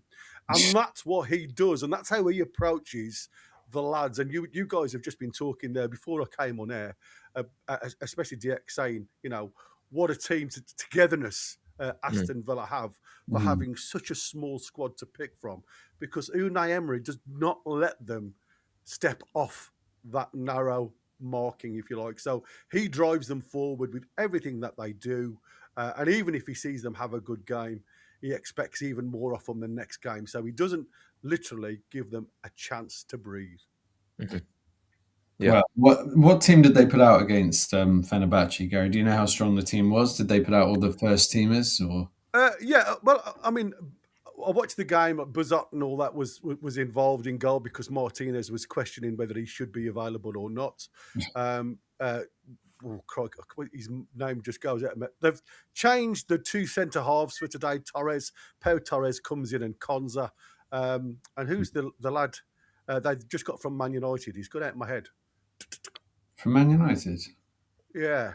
I didn't know It'll come to me in a second. I have got the team. I've just changed the team. If I'm honest with you, from what played in the Champions League game. Let me see if I can bring it up. They had. Rodgers played most of the game, didn't he? And yeah, I mean that they have got, like I say, a couple of players that they've changed. The forward line stays the same. Onana and Tielemans in midfield. Onana come on as a substitute, but he's fit now for the game. Right. And their only real major changes, if you like, is the two centre halves they've changed round. Matty Cash stays in, and they've brought Maatsen in for Digne at left back by the looks of it. Pau Torres and Konsa coming in, and Martinez. So backline's changed a little bit. The rest of it stays as it is. Okay, interesting. So they might have a few tired legs out there as the game goes on, because they've had a day less to rest between games and a trip to Turkey, whereas we were at home. So that's this is what we were talking about the other day on Friday. You know, you talk about like players travelling. Now it seems to be part and parcel of the thing. I know that, you know, back in the olden days, it used to take a hell of a lot out of players physically, more than mentally, if I'm honest with you, because, like I say, you don't get a day off. These days, you know, the physios are with them all the time. If you have a look at their entourage these days, home and away, especially away, there seems to be more backroom staff than there is actually footballers these days. So they are well looked after. Nutritional value is always there. And like I say, anybody that's feeling anything, they are worked on literally on the plane on the way home, you know. So there's physios and medical staff with them continuously now. Yes, it takes it out of you. And again, you think about, how did they travel up to the northeast? Did they get straight back on another plane, or have they travelled by coach? You know, so there's a lot to take in with the amount of travelling that these guys have had to do. And I hope it's by coach, because we all know what it's like to travel from the Midlands up to the northeast via coach, because I used to do it regular, and it's not a class travel, put it that way. A little bit tighter on the legs. So I'd imagine they'd have flew up, if I'm honest with you, because it just gives them a little bit more time to relax and stretch their legs. Guys, I'm just going to quickly, I've got some comments that I started from a bit earlier, so I'm going to just run through them and see there. Rob said Gordon played on the right when he put in that beautiful cross. Yeah, I was against Arsenal last season. It was, yeah. Yeah, I always reference that. Anytime, if I was going to be talking about Gordon playing right, I just point to that match and say, there you go. Can I ask you a question though, guys? Right? Yeah. Would you rely on that one solo event that happened as the pinnacle for him playing on the right-hand side? What else have you seen? I agree. I don't think, other than that I can recall much that he's done on the right. Not a thing. He played that for Everton, didn't he? But for Everton, his record was terrible. So I just think, for me, I understand the logic of Barnes on the right and Gordon on the left. Harvey Barnes looks so much more of a threat, because what you actually get is a lot more movement from Harvey Barnes. Yeah. You know, if you look when Murphy plays, we seem to stretch the field of play on both angles. So it's left side he's stretched to the touchline, right side he's stretched to the touchline. And I think that's where you get some isolation towards the centre forward. With Barnes, because of his movement, he's happy to work away or work inside the channel. So he'll do a diagonal towards Voltemada, Vissa, whoever's there. And again, if you look at the passing lanes that we had with PSV on Wednesday, Harvey Barnes was literally 10 yards away from Wissa up top. And that's what we need to have more of. And the beauty of it is now, with Tonali dropping in between the two centre halves, it frees up the full-backs to get forward. You're not going to get a lot from trips regarding box to box, but at least it gives you that delivery. If you can get Trippier within a 45-yard mark, deeper on that right-hand side, doesn't always have to be at touchline level, with the 18-yard box and as deep as that, if you like. Anywhere from 45 yards, you've got a delivery into the box. I think what we've lacked in the past, which I certainly see a lot more of with Wissa up top, is put bodies in the box. We just don't seem to have targets when the ball gets delivered. Yeah, that's true. And I think Visser does bring that, and he also brings that high press, which I think really helps the team. But then it leaves a big question mark on how we play Voltemada and how we get the best out of him. So I think that's going to be a work in progress, mate. I do. I think he had a fantastic start, but I think a lot of that was built on adrenaline. And like I say, sometimes lady luck is on your side. But when you actually start to watch him and the way he works, he's always got two bodies on him. He's never got the opportunity with pace to get away from them. So he's got to work the channels. He's got to start being a little bit better. I don't like the way he's on the half turn when he collects the ball. I'd rather him have the ball, be that anchor man up front if you want to be. Play the ball, get the ball into your feet and play it back to where it's come from. Because what you do then is you're drawing the centre halves away from that 18-yard area for the likes of Gordon and Barnes to exploit in and behind. I think there is ways of developing him, but I think at the minute he just seems to be more intent on trying to please the fans than play simple. And I think he's always trying to beat a player. He's always trying to half turn. And I think if you can just take that away from his game, because he is losing the ball a hell of a lot more than he used to. Hold-up players have been really uninspiring the last few times I've seen him. Absolutely. And again, I think sometimes, when it comes off, it works and it looks brilliant. But when it doesn't, you can put us back into trouble. Yeah, he gets muscled out off the ball quite easily. Toon not there. Fenerbahce were a bunch of cheaters. Yeah, diving at every chance. Shocking to watch. I have to admit, I didn't think much of Fenerbahce.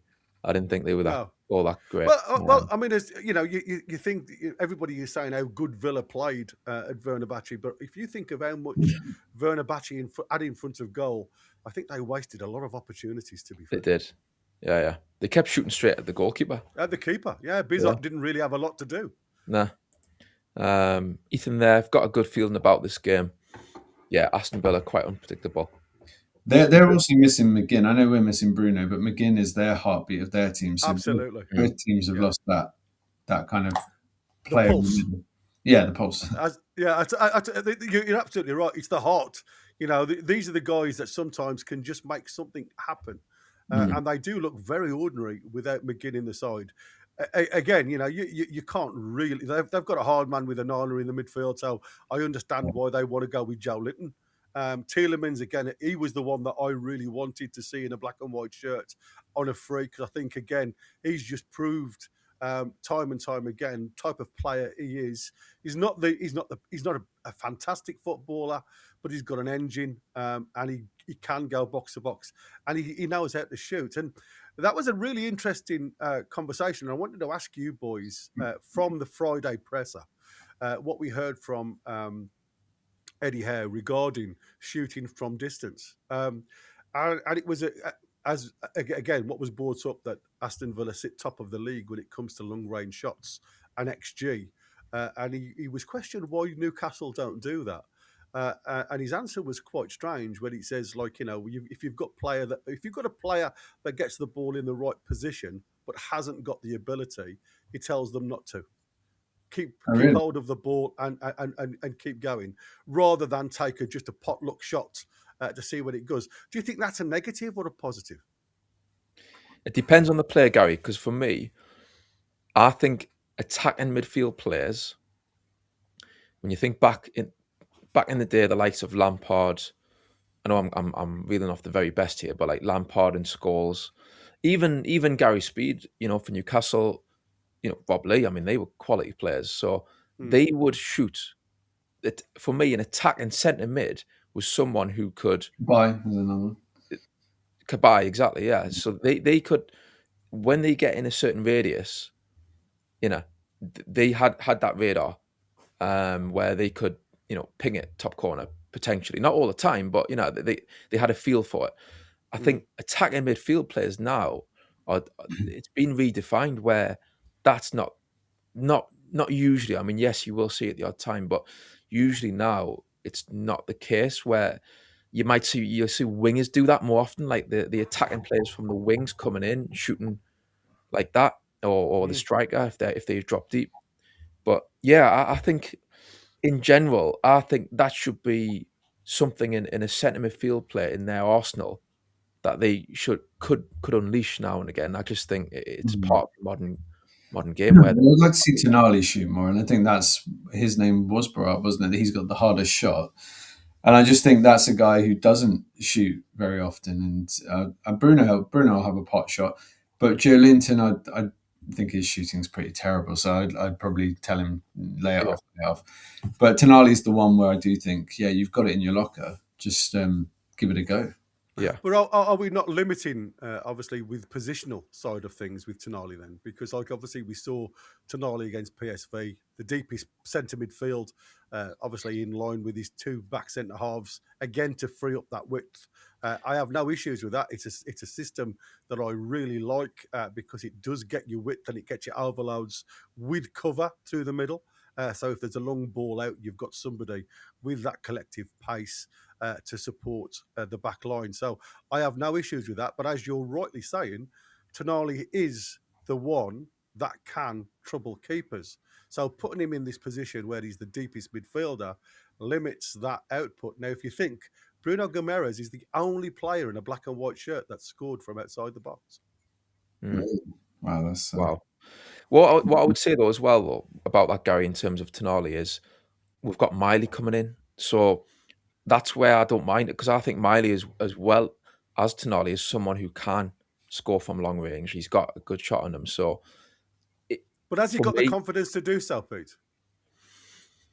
I think he will have. I think if he's given that license to say, look, if you've got in a certain radius and you fancy it, it depends what he's being told really. But like, I don't mind. I know Tonali, you are restricting him in that way if he's sitting deep. But if that's going to be his strength for now, I'm not saying that's going to be for like forever, but just for that, for now, for these games we've got, or at least just for today, I don't mind that if you're then going to put Miley further forward, because you're getting a quality player there who potentially could shoot and score as well. So yeah, it depends who's kind of like playing in those positions. If, for example, you had like Tonali sitting deep, and then you had like maybe like say J7 and Bruno in the middle, then I'd be like, well, yeah, I mean J7, like you say, he's not going to shoot and score, is he? So from long range most of the time, he needs to be in the box. So maybe then you could say, well, can J7 not even just sit rather than Tonali? But no, I mean, I think with Miley, it'll be really good to see him in the middle of the day and see how much of an attacking threat he can be. And against PSV, Joe Linton's role was a bit different, wasn't it? He seemed to push on a bit more, and that was it worked against them. Now, whether it worked against Villa is a different matter, but I quite liked it. I thought it offered more support to the forward players, and Barnes was also getting forward a lot. So it just made us look a bit more of a threat going forwards to me. I thought, especially in the home games, I think that's something that we could explore a bit more. Yeah, you're right. I mean, it was Bromley where Miley took his pot shot, and I think the problem is the reasons why I talk about Miley having that confidence is obviously he's got big names around him. You know, Bruno's always asking for the ball, Tonali's always asking for the ball, and being a very young player, and I honestly believe that was one of the reasons why Trippier gave him the captain's armband, was to say that you are good enough to carry this band by yourself. You've just got to believe in yourself. I do believe that there was some subconscious decision to give him that armband just to try and get that little bit more out of him. Because for me, as much as I absolutely admire this kid, I think he's certainly going to be or have a blossoming future, whether that's with Newcastle, which I hope it is, or whether it's elsewhere, as we've seen Anderson go on and do. I just think he just has to believe in what he can do. And you're absolutely right. He has got a great shot on him. It's whether he believes that himself. Yeah. Yeah, we'll see today, hopefully. I think he'll fingers crossed as well. Like we've been talking about the midfield not getting too many goals, only Bruno really. But I think Miley will get goals. He does get in good positions and he does take a shot and he can head the ball as well. So I think having him in there, it does add another element, although it would be nice to have him in there with Bruno. But yeah, I think he'll. Hopefully, he's a player that they see the value in. Get him a new contract, keep him at the club for the long term, and it'd be a great thing, wouldn't it, for the club to grow, Miley to grow and become this great local lad player. Maybe Anderson comes back one day, you never know. But yeah, it gives the other young players something to shoot for as well, I think. Oh, I just want to put this on the screen, boys, because I think this is one that I'm not going to mention, because in the past when we've mentioned it, it's commentators' curse. What the result is today is the result, but I think without saying the words, Connor, regarding the must win, I think it's more the fact that with the results have gone in our way to a degree again. And we've seen this in historically when it's on the plate for us to go and take. It always seems to be hard work. So for me, It does. rather than think where they could achieve by final play today, by the full 90 minutes, I just want them to go and enjoy the football.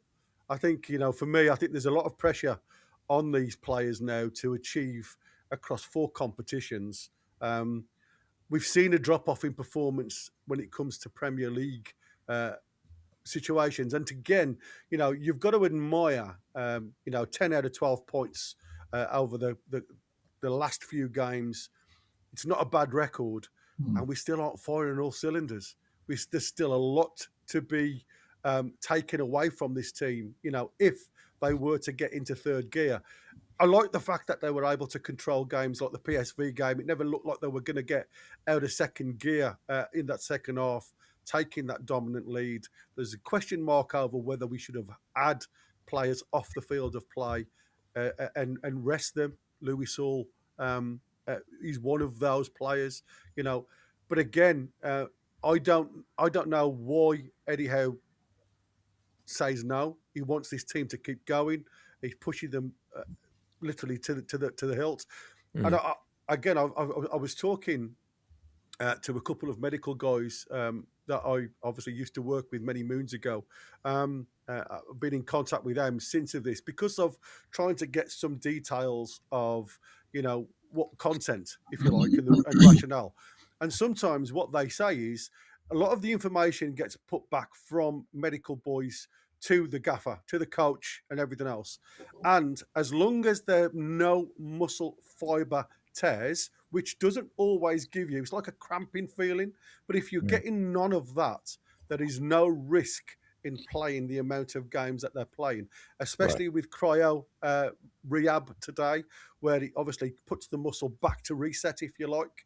So players that are running, the likes of Louis Hall, the likes of Anthony Gordon, who does lots of box-to-box stuff, there is always going to be players, especially if they're more muscle-bound. And again, we used to see a lot with Wilson, didn't we? Yeah. Where he couldn't constantly keep himself fit, and that's because he's having torn fibers to the muscle body, and he says, and it's only when they aren't picked up during the cryo rehab that's where you're going to have problems. So what these guys are actually looking at now, there's lots of markers that they have to reach by the medical staff. They have sonocytes run across the body of tissue, and that is literally looking at each level or each layer in the deep tissue elements, where they go from literally hip down to kneecap to see if there's any muscle fibers that have got some tears towards them. Hence, we call it a small bruise.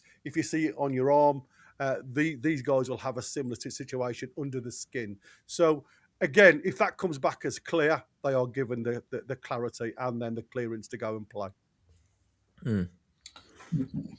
Yeah, I think Bruno was a one-off, isn't he, in terms of how he just wants to endure the stress of it all. But yeah, I think what you've got with Eddie Howe is exactly the same as he said about continuity. What he wants from the back line is not to keep changing and rotating keepers, not to keep changing and rotating centre halves unless there's a requirement to do so. He wants to try and keep that continuity throughout the team. And I understand that to a degree, but surely that can only happen over a number of games. When you're playing the same team over 4 competitions, there's got to be some give somewhere. And I think, again, unfortunately, from what I've seen so far this season, it seems as though, even though we still only, is it 8th in the Premier League? We haven't really hit the high notes in the Premier League. So again, is it the Premier League that's had a little bit of a hit towards the cup side of things? potentially. But again, we're still only touching distance away. So, if he can continue playing this way and keeping in touch with that top four, then maybe that's the mentality behind it. Mm. Yeah, I think he likes momentum. Momentum plays, I think, a big part in a lot of the success that we've had under Eddie Howe. When you think of the runs that we've went on, and it's massive in general, isn't it? In football, it's a big thing. So that's probably what he's looking at in terms of like players getting that confidence, being familiar with each other in terms of the patterns of play and building up relationships, like you say, like down the wing and different areas of the pitch. And yeah, he's probably wary of breaking that up too much. It does seem that way, doesn't it? And I get the point that, we should probably look to maybe rotate more. And like I was talking earlier about, maybe there was a couple of cup games where you could have put in maybe Alex Murphy, given a chance against Bradford perhaps. But at the same time, these big games in the Premier League, they are big games. So I can kind of also see why he doesn't put them in, for those ones at least, because, I don't watch those youth players like Alex Murphy. Eddie Howe does. So I'm sure he would put them in if he thought they were good enough. And I think we'll see some changes against PSG. I do think Alanga will start that one, and I do feel like Voltemade might well start that. So I think we'll play a slightly different team, and we have to, because we've got them. Just pace. And we've got 3 very difficult away games. Absolutely. Coming up now in a row after this, so it's gonna have to be a few changes, and it's going to be a tough run. But it's funny though, isn't it? Because like I say, we saw obviously we've known for some time now that Anfield hasn't been a great ground for Newcastle to go to. It seems to be one of those other grounds that like the Amex in Brighton, that we just don't seem to want to get a result at. And yet, when you see Liverpool at Bournemouth, as much as possession that they looked very little and lax in attack. Maybe something that Newcastle can get something from, if I'm honest with you. I don't go to Anfield like I used to, dreading it anymore. They don't seem to be the team that they used to be. Do you think that we ever won at Anfield in the Premier League? I know we beat them in the Cup when Stevenson scored, but I don't think we ever have in the Prem, have we? No, I don't think we have. I can't remember one. It might be the only ground, apart from the grounds we played at once or something. The only one that we've played regularly and never won. We've had a couple of draws, but never won there. That's what I said. It seems to be very, very much the voodoo child type of situation there, that somebody keeps pulling them dolls out and sticking needles in us every time we go through those gates at Anfield. Like I say, but again, I don't. As daft it looks, as much as we haven't performed great in the Premier League, and like I said, for whatever reason, it just doesn't seem to have ticked all the right boxes. We've stuttered, we've stuttered constantly, and that to me, like I say, can still be in touching distance of top 5 is a great pat on the back for everybody, because like I say, we are. But this season's so different in the Premier League. Top to bottom. With that West Ham win yesterday, they all of a sudden become within touching distance of Nottingham Forest. Nottingham Forest, with a couple of wins, can be in the top 12. You know what I mean? We are literally so close to haven't won in Anfield for 25 years. There you go. Wow. Okay, 25 years. 2001. But that wouldn't have been in the league, though, would it? That would have been in the cup, probably. Connor, try and work that one out for us, lad. If you can find some results. He's come back and said 25 years was the last time we actually got a result at Anfield. Nice. Point. Okay. So that's going to be an interesting one. Like I say, for me, it's a case of with Wissa now getting more match fit, more match minutes, more sharpness in and around the box. He certainly seems. I feel, I know this sounds crazy, with all 3 of them as well scoring against PSV up top, the confidence has got to be high. And I think going against Villa today at home gives you that extra little bit of needle. Like I said, I have no issues about Bruno missing again. I think, as Ian said when we were doing the presser on Friday, 8 games without scoring, without winning a game when Bruno's not being available is a very small metric to actually work if there's any reality behind the truth in that. It could have just been a case of we don't get that drive from the 6 with Tonali as we do with Bruno. Tonali seems a little bit more fixated in the defensive mindset rather than doing a Bruno box-to-box free roll. So we do lose a midfielder without Bruno. I know that sounds crazy, but like I say, I don't think there's a cigarette paper at the minute between Miley and Bruno. They're both playing well, but then I think, it's going to be interesting to see how we kind of approach these games coming up. We've got Asula back, we've got Burn back, so now there are a few options to rotate. I don't know what role Asula is going to play, but and with Visser, the team does look better. I just got to say, I just think it looks more like there's a bit more movement and a bit more. Even when he's missing chances, it's like he's getting in the right places to get the chances, and that's not a slight on Voltemada, but I just don't know, how we play Voltemada in the team and get him to be effective, because I think with Visser, I always feel, and the link up that Visser has with Gordon as well seems to be really blossoming into something. Those two seem to play nicely together. So, it's there's promising signs there, but then it's how you get the best out of the squad now, really, because this is going to be such a key. Was it 3 weeks, 4 weeks of just relentlessly playing all relentless away, yeah, and relentless travel. Yeah, and we might have to add 2 more. Champions League games in for the knockout bit. So, wow. Yeah. But I was saying, Gary, before the PSV match, that's what's so great about these European games, is that it helps you kind of just reset. If you're going through if the Premier League if you had it, like, for example, Wolves away was a bit, it was disappointing, and everyone was kind of annoyed at how we played in that match, and rightly so. But then you have PSV afterwards, and it just helps you kind of get into a rhythm again before the next league match. So it can really work in your favour. I think sometimes teams might say, well, yeah, we'd rather have the rest. And if you've got no Europe, it's just week by week. But actually, I think you'd rather be going into this Villa game off the back of beating PSV so convincingly like we did, getting back into our rhythm, than you would going into it after the Wolves game, wouldn't you? So, absolutely, yeah. I agree with that one wholeheartedly. I think sometimes you can, I think we can. I think sometimes get fixated with what again depends on which side of the fence you sit on. What's more important? People will say the Premier League. Some will say it's the Cup League to bring silverware. Others say, Champions League. You're if you can go far in the Champions League, and it's the way we play, because there's no opposition like in the Premier League that will sit in and make it really hard work. Everybody wants to get a point from you. Where in the Champions League, it's more everybody wants to win. Everybody needs to get themselves higher in that league to get that second opportunity, if you like, even if it means 2 more playoff games. And I think, for me, the one thing that you take away now is we're no longer fighting for that playoff game because we've got it. It's in the bag. It's already there.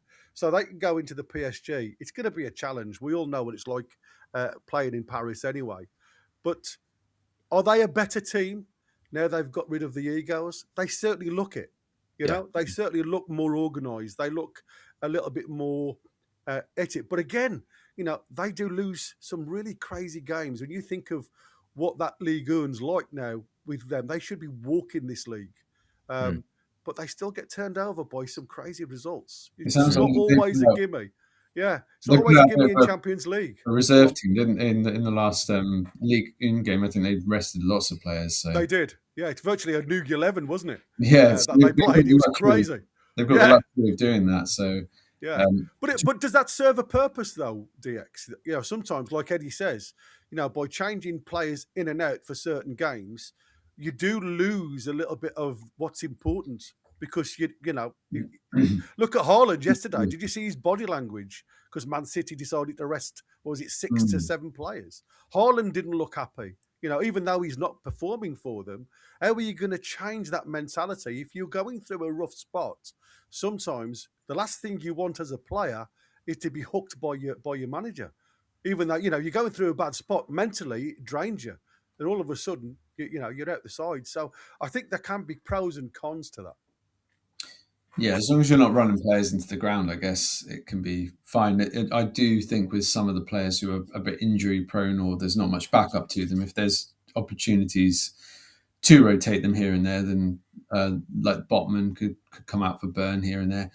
I think it might be a good move for us to do that. Mm. Do you think it's going to be a midfield battle today? Do you think it's going to be more of the fact that like keeping Rodgers quiet? Do you think Tonali will be pinned to Rodgers, or do you think that'll be something that J7 gets the job to?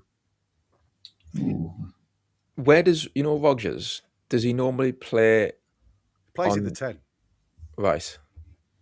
Aye. So he'll have more of a free role at the moment. I can put my little card in if you like. And he hasn't scored. Well, actually, no, I'm not going to say that. Yeah, do you think Eddie? Do you think he'll do a man marking job?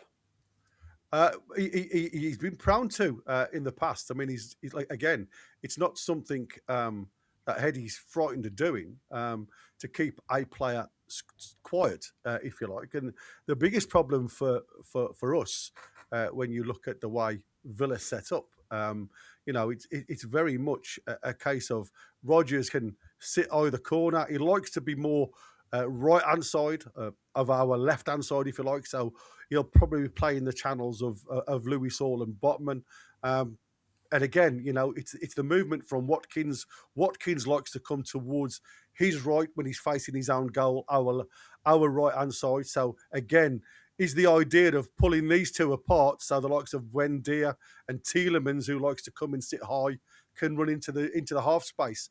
That's what I'm saying. The 1-2 with having movement up top, it does free players to exploit those areas. And it's something, when you've got Murphy and Gordon in your squad, if you notice, we don't tend to get away from those touch lines, and it doesn't actually create anything for us.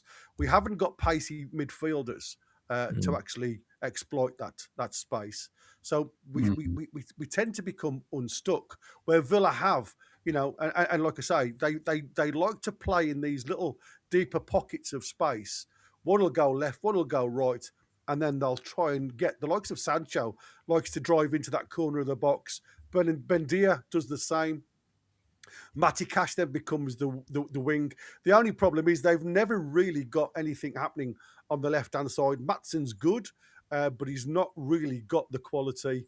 I mean, Matty Cash can score goals. He's quite comfortable on the ball. He's not a perfect player by any count, but he's somebody that you've got to be aware of in a corner of that space, because he likes to exploit these type of areas here. And that's where he's really dangerous. Matsson's very similar, and that's why I said what you get from Maatsen and Cash, it allows Buendia and Sancho become quite narrow, and then all of a sudden space then gets occupied. Again, it's all about vision, isn't it? If you can just catch one of your centre back's eye and then just go on a diagonal run, it just pulls you out of that zone a little bit, and you're caught in two areas, and you can't, again, you've got to be good. And that's why I said Botman for me and Chow seems to be the ideal partnership, because as much as PSV huffed and puffed, because they read the play so well, they don't really get pulled apart as a unit. They stay close together, apart from when Tonali drops in. That's the only time you actually see them splitting. Thanks, Ben. Yeah. Oh, that's nice. Do you want to do that one there, Pete? Let's have a look. In the comments, is it? Has it come through on your end? If it ain't, don't worry. It hasn't, like. Okay, mate, don't worry. I'll bring it up. There you go. So thanks, Ben, for your kind comments. Good morning, gentlemen. I think we get this done today. Am I crazy? Can we try at some point Nick behind Wissa or a Sula even? Anyway, let's get forth. Away the lads. Thanks, buddy. Cheers, Ben. That's nice of you. Cheers, mate. And listen, can we get forth? Yes, we can.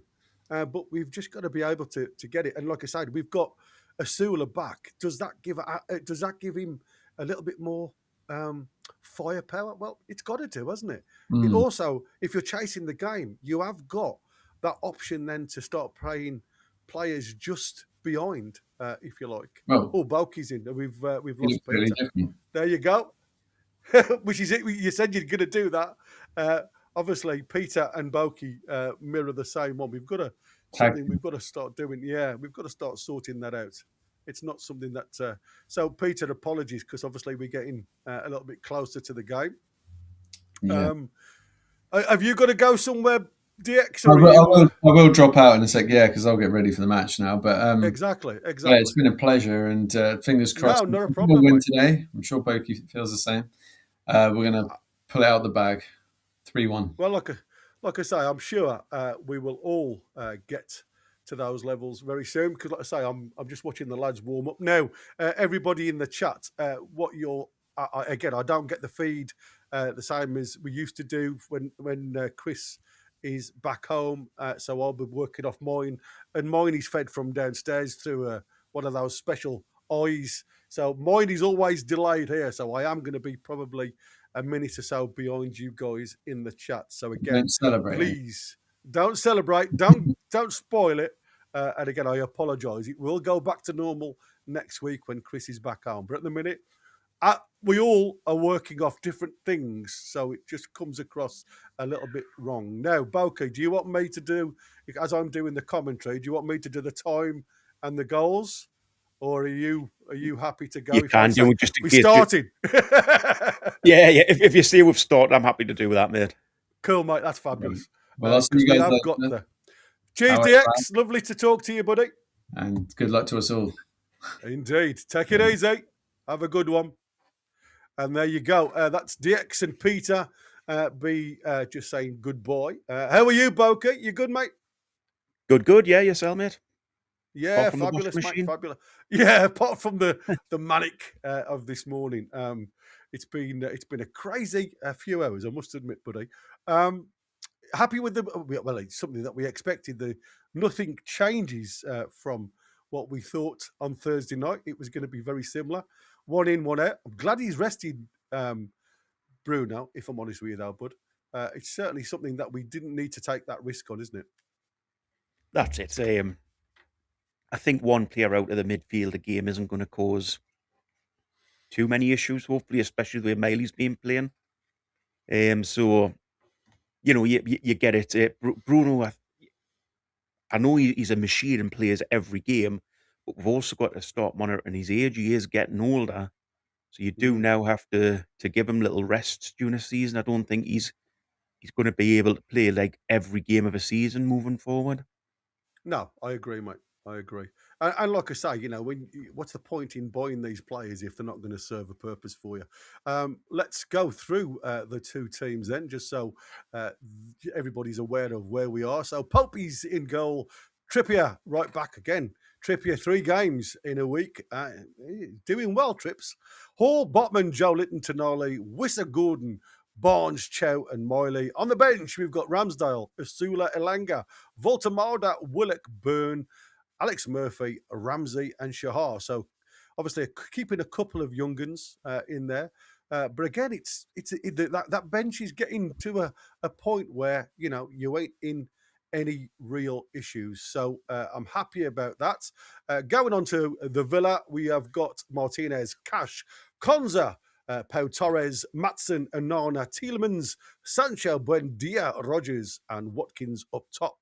And on the bench, we've got Marco Bizot, Victor Lindelof, Lucas Dina, Tyrone Mings, Lamar Bogard, George Hemmings, don't know that one, and Leon Bailey, Harvey Elliott. Shame about Harvey Elliott. It can't even get into the side of Villa. And Evan Guisson is there. So, again, nothing of real... Villa are literally riding the crest of the wave, but I certainly aren't worried about them at all at the minute. Is that something I need to be a little bit more weary of? I don't think we ever say that before a game, do we, Gary? But, well, like I said, they've been lucky, mate. I've watched loads of games, and like I say, my post is a massive Villa fan, and he loves it at the minute. But he said, I don't know where it's come from, because some of the games, even he can't work out. But was that not us of a couple of seasons ago It when we certainly was, mate. I was going to say, had you exactly have the them same purple sort of thing? matches. Yeah, Yeah, you have like a purple absolutely. patch, and I mean, look at Miggy. You know, he Yeah. was never ever a goal scorer. Then all of a sudden, he just went on this run of games, and you think to yourself, "How is this happening?" Yeah, it So made his 6-year stint look a lot better, didn't it, with that purple it did, patch? I. Especially as he was Yeah, bought as a for like a striker sort, well, not a striker, but a sort of number 10, really, wasn't he? yeah, Mm. absolutely, absolutely. I tell you one So, thing, one go on, thing I mate. did pick up from when you were on earlier on, mate, was the not shooting from outside the box, and Yeah, that was a strange answer from Eddie Howe. it Because I was. mean, I don't get it at all in regards to if you don't enter the lottery, you're never going to win the draw. So Yeah, you're right though. But I mean, even like I say, if you look at after this weekend's games now, right? So we are. I've tried to. I say, how could I put it without making it sound as though we are different to anybody else? So I've gone through not everybody's platforms or back, but listening to what's happened on Talk Sport when people have phoned in. It seems very much now there's a bit of a pep. I mean, Man City, like I say, if you listen to their fans, they are all over what's going on at the moment because they're not firing on all cylinders with the amount of money, even though they still sit second in the Premier yeah, League. I'm sure I'd swap places with them tomorrow. But again, still not happy. And again, trying to create that perfect goal. It seems that's the thing now. It just seems as though coaches, especially Pep type of Pep ball, ticky tacky stuff, they all want that perfect goal. You know, they want to try and work it into the box and then more or less guarantee there's, on your XG just in front of goal, you've got the best opportunity you can for scoring. But there's still a hell of a lot of bodies that you've got to try and get that ball through when you get that deep into somebody's box. Hey, pardon the pun. do you, do you, do Hey, you think football's losing a bit of its identity though in regards to being spontaneous at times? You know, I'll it, be it, honest it with you. is like it is a little bit like paint by numbers in regards to how teams play now. They do the right thing, and nobody is willing to take that little chance, sort of thing. Yeah, mate, I'll tell you something now. I hate this style of football. I must admit, identity has gone from Newcastle, and all of a sudden, you are. It's the game just looks boring. Yeah, I was brought up, like I say, watching football 70s and 80s, where it was two heavyweights in the ring at times, and it was literally basketball, back to back, back, and it was so good to watch. Now we've become virtually well, the big European joints, the Premier League, if you look at it from a financial point of view. But unfortunately, as much as I'd never really enjoyed European football either, I don't say tippy tappy football for me just wasn't ever going to burn in my loins. The Premier League, unfortunately, has been going that way for years. And like I say, the more European and continental coaches that come in, the more European and continental players that also come in, it just seems to be the norm now. yeah. That, that that's the big worry is that sort of it is becoming, as you say, a pep ball and a bit boring and stale. And I think that's partly why the Premier Leagues are so close to each other. And you never get, or you very rarely get like a 5-0 now or a 6-0 in games, or you win a massive scoreline because Mm. everybody plays the same way and it just cancels each other out. Yeah, yeah. I just love them. Like I said, as much as it, especially being a fan, when you get the 4-3s like we did with Leeds and, the 3-3s with Yeah, Bournemouth, it's great for the neutral. It's bloody awful for the fan. And like I say, it's nice to come out on the winning side of it. 2-0. Let's get fourth spot in capitals. So he wants me to shout that. I'm happy with that. Um, and again, for me at this present moment in time, what it's given the Northeast from what we are doing and what we are achieving is second to none. I remember the days when the Swan Docks went, and it was like you could just tell there was just a dark cloud that went yeah, over the Northeast. Because the amount of jobs that were lost when that happened. and it's never recovered, if I'm honest. It never felt as though it had ever going to recover. But all of a sudden now, over this last 4 years, there's this change. There's a change where there's going to be a little bit of money coming in and invested from afar, but into the northeast. It's going to be an injection, and that's with football. And that has got to be, again, it's always been the heartbeat of Newcastle, the sport. But I mean, now it's a catalyst. It's going to inject a lot more people into that northeast area, a lot more finance being recovered from when it all went a bit Pete Tong. And it can only be great for the future going forward, mate. And if we can continue on this crest and create these European nights, which I thought, if I'm honest with you, 5 years ago, I never thought I'd see again in my lifetime. It's just brought a smile back to my face, and I absolutely love it. We are literally a few minutes away. I'm just looking at all the Geordies and the war flags being thrown around. It must be, I mean, to say, I love it here, but it's blooming awful when you're sitting behind them and you can't see what's going on. And I'm sure Win will be under the E in the United, as he always is. We're just looking at the East stand now. Again, it doesn't looks a bit blustery, but it's not raining in the northeast. It's a bit chilly down here today. It's absolutely freezing up here, so I hope Chris and Win have got the thermals on up there, and Betsy, because it is perishing. I don't know where they're sitting, but I hope they have a great job and a great game going forward. And if they can come out with a win today, like I say, it'll be a journey, doing the PSV game where they get the win, a good game of football as well. That surely has got to be one way of going home with a smile on your face across the pond, isn't it? I mean, they did have to put up with the Wolves game as well, but at least that was in the... I'm going to say, when you're throwing the aisles down your neck, the Wolves game wasn't that bad. Yeah, you should have been in the ground. It was worse, I'll tell you now. I can well imagine. Yeah, it wasn't a pleasant watch. I certainly, when I was watching you guys on my phone, I'd got one. I gave my missus my earpods, so she had one ear, I had one ear, and like I say, at parts we could hear you perfectly well. There was other parts where it went a little bit awry, but we got the gist of it, and it certainly looked as though you guys were having a great time there. Poor Michael trying to do the match commentary with us lot, just eating pizza and drinking in the background. It was a nightmare for the poor lad. Yeah, so like I say, the lads are just entering the field of play. Like I said, you're probably a lot in front of me, and again, I can only apologise for that because, like I say, I am jockeying off my TV downstairs. I will try and get a better once I get there, if I can, and I'll do my best for you. But like I say, I can't guarantee it.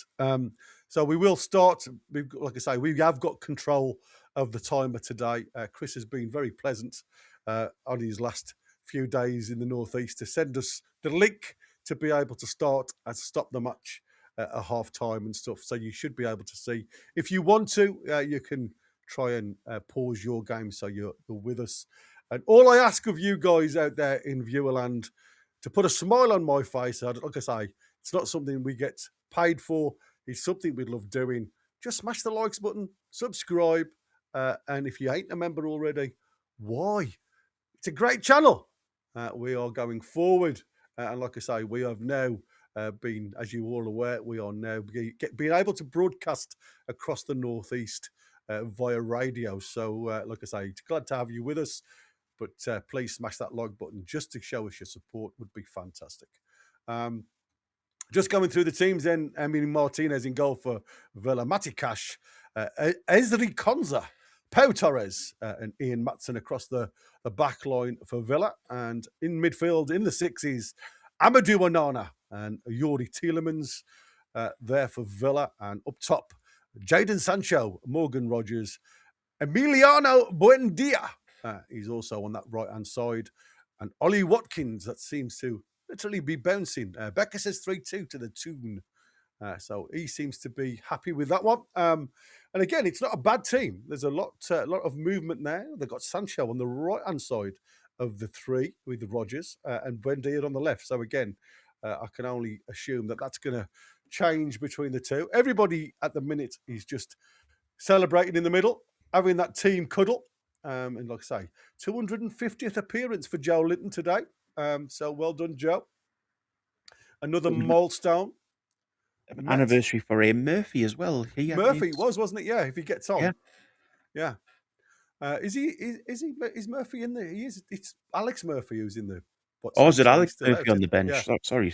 Yeah. So 5 goals in the last 5 Premier League away appearances for Ollie Watkins. So again, he certainly has it on fire when it comes to the away games. But their performances away from home haven't been fantastic. So like I say, in goal for Newcastle, Nick Pope, back four, Trippier, Chow, Botman and Hall, midfield, Joe Linton, Tonali, Miley, Gordon, Barnes and Wissa up top. So again, for me, this is a cracking even match. It could go either way. All I want is just for it to try, not, mess around. Let's get that intensity. Let's use that home crowd as a 12th man. And like I say, we are on the verge of kickoff. Newcastle, again, looking at the East End, the usual left to right. Kickoff is the way we like to go. And it looks like Miley, straight away, he's taking ownership of the centre kick. And we are on the verge of kicking off any second now. So again, apologies for being a little bit delayed. Here we go. We kicked off, mate. And it's straight the way back to Chow, who goes long on the diagonal into that left-hand corner to try and get in and behind. But it falls to Aston Villa, who goes back to Martinez. And again, just drops it out to Pau Torres, who drives it along the floor, trying to get involved up to Buendia. And again, it's back and then pumped high up to the halfway line towards Watkins. But again, it's cleared and it's fallen nice to Wissa. Wissa with a little looped ball over to Barnes. It's fallen to J7 on the edge of the Villa box. He squares it. Tonali with a chance of a shot. Distinct 2-3. Wissa! Tonali! Is it goal? Come on! Oh, no, it's just got enough of the block on it. What a start that would have been in 40 seconds of Tonali getting high in that penalty area and getting a left-footed shot that get a good block on it. It was heading towards goal, but didn't quite have enough on it, mate. Good to see Tonali so far forward, wasn't it? Oh, he's brilliant. And he sent Martinez the wrong way, and it's just Martinez's legs that gets a catch on it. Should he have left that for Wissa, do you think? Do you know what? I don't think so. I think as an attacking player, you take the chance. You don't rely on somebody else. For me, he did the right thing. I don't know what you think, but... No, I mean, like I say, it was there for both of them to have a go at. And if he feels as though he's got the chance, and like I say, I would look at just literally another 6 inches, and it was a goal, to be fair. But well done.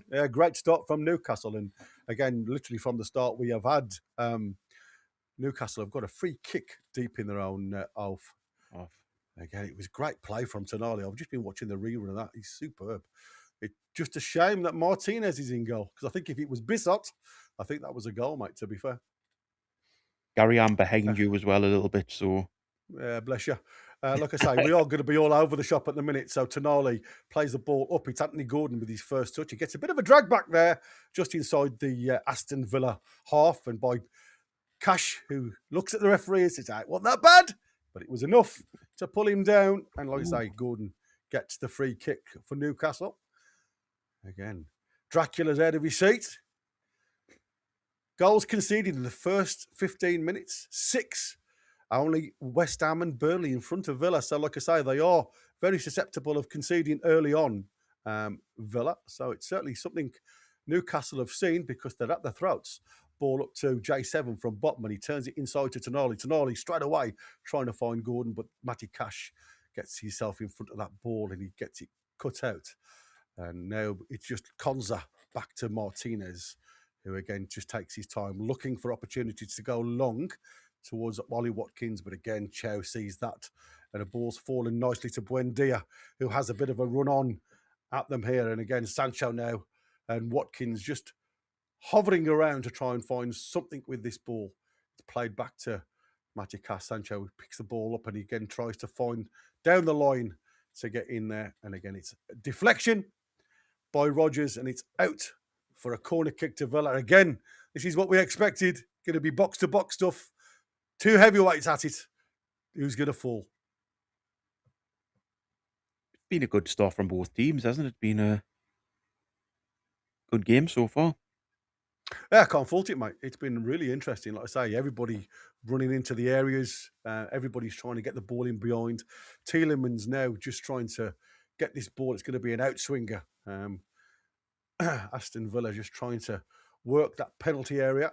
Plays away from Pope, and Watkins does get the header on it, and it's fallen out towards Matson on the edge of the box. Again, it's a half clearance, and Villa with Tielemans picking up again a ball on the diagonal. But well done, Trippier just stands his ground, and he doesn't allow Ollie Watkins to work off the ball, and it's out for a goal kick to Newcastle. He certainly looks back to his normal, doesn't he? Yeah, absolutely. Ball up to the halfway line towards Wissa. It's headed clear there, but again, it's fallen to a black and white shirt and didn't quite fall from Anthony Gordon to J7. And again, there's a chance of Buendia to try and get forward. Tonali now being under pressure from Rodgers. He leaves the ball. Rodgers again picking that ball up. Buendia with a shot to the left-hand side of Pope. But again, he's able to parry that and then pick the ball up from the save. But again, that's typical Aston Villa, shooting every opportunity they get from 25 yards. They just pull the trigger. It was a good shot from Buendia, to be fair.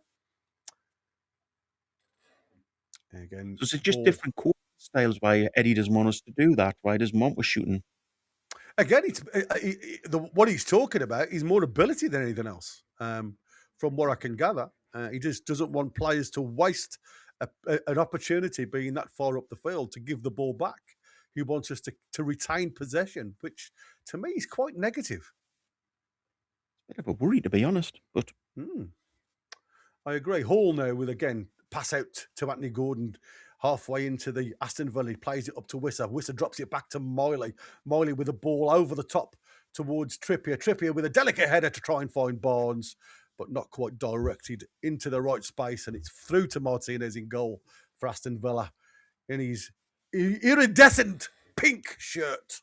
Long ball over the top again, trying to search out Ollie Watkins. It's headed clear by Chow. Good ball back to Trippier, to Botman on the edge of his box. And again, half a press from Aston Villa to try and keep Newcastle deep in their own half. Ball down the line to J7. And again, gets a little bit of a flick off there. And there you go. Bruno with the kids in the stand. Gets his cap on. Gets his ears covered up by the missus to keep him nice and warm. Ball again.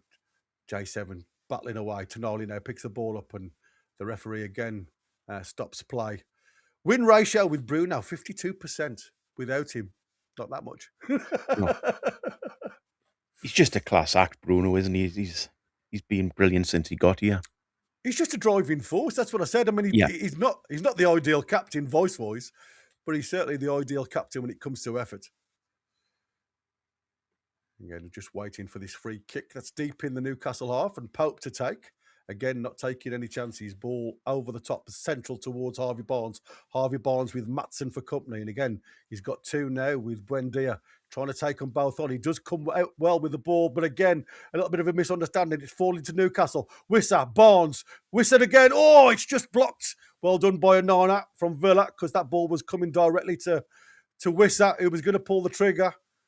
And again, the ball is just cleared hastily by Villa back into the Newcastle half. And it's Chow now from the pass from Botman into Tonali's feet again. No press from Villa. The Dracula there's telling Unai Emery, he's saying, keep it calm, Villa. We don't need to go running after them balls. Ball down the line to Harvey Barnes. Marley into the box. It's towards that back stick and there's nobody there. Again, it's rash from Matty Cash out for a throw into Newcastle. Good intent. No end product.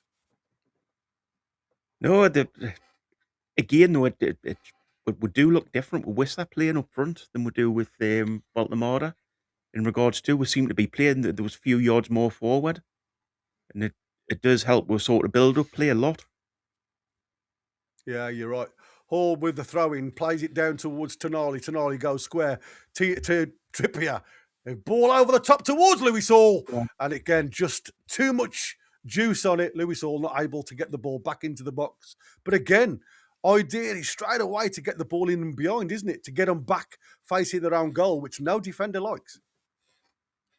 No, and these are standing off a little bit when you're watching them. They're not I don't think they're expecting to play this way in regards No, to. but I think what you've just heard from, and again, this is Unai Emery just telling everybody to calm down because it is being raced at the moment, and that's the influence of Newcastle towards Aston Villa. And I could understand him not saying, "I want us to match that," because they've come to spoil that. So if they take the time, take the essence out of the game, it's only going to go towards Villa rather than towards Newcastle. Because once Villa start working at the same pace as us, we're going to beat them hands down. It's kind of what we've seen from Newcastle after 20 minutes in games, isn't it? Where Villa are Yeah. playing is they're standing off the ball. They're deliberately not trying to press. Yeah.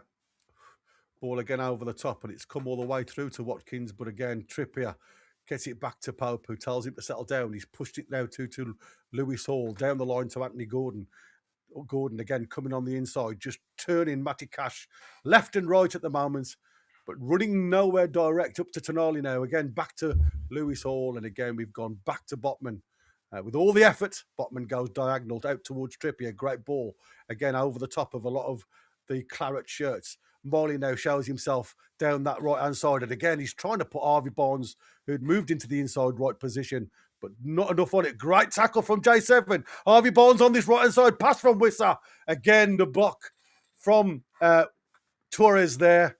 Gets the ball out for a corner. But again, it just shows you Newcastle, every time they get the ball, they're looking to put that ball in and behind Aston Villa. And at the minute, apart from that final ball, Aston Villa haven't got an answer, mate. No, they're just, as I say, whether, as you said, this is a tactic of theirs, but they're putting themselves under immense pressure, and Newcastle will get a chance and will score if this keeps going this way, because we've seen it the other way around. Yeah, you're right. And again, apologies for seeing my left ear on the screen, but my screen that I'm watching the television off is to my right. Ball in from Lewis Hall. It's to the back stick again. It's just brushed off a player, and I think that's going to be a goal kick to Aston Villa. I think it was Chow who just got his head to it, but again, it wasn't. I mean, there was lots of pulling and tussling there. Malik Chow does get up. Oh, no, that's come off Torres. That should have been a corner, to be fair. The referee has been hoodooed, if I'm honest. Chow gets in there for attacking situations when he's like up for set pieces and things, doesn't he? Yeah, you want to do this one? Off random. Random access. Thank you very much, mate. We've had 5 gifted memberships. I'll store them and go through them at the break. Thanks, mate. Well done, random. You're a star, buddy. Ball now with Hall down that left-hand side up to Anthony Gordon, who tries to feed Hall back in. But again, Sancho again just picks the pocket of J7 there. The ball now down the line to try and get Watkins in. He's broken the lines. Oh! He puts it towards Pope. I don't know whether Pope got a little bit on that. He looks like he did. What a corner that is. I mean, that was a great save because Watkins, from that little bit of a problem, I think it was from Chow, just couldn't get enough on the ball. The ball's fed through to Watkins. Chow tries to get his foot onto it. It falls. It was a great save from Pope in the end. The angle I've just seen there, it was a great save. Chow tries to block the first initial pass. It falls directly into Ollie Watkinson's path. And he's just got to pull the trigger. And he does so, trying to beat Popey through the legs. But Popey manages to close them. Better than Body Blue did. Barry. That's a hell of a save, that, Barry. Yeah, ball taken short here. Tielemans now with the ball triggered in towards the edge of the 6-yard box. And again, Pau Torres just gets enough on it. And it's out for a goal kick. So all the pressure's gone.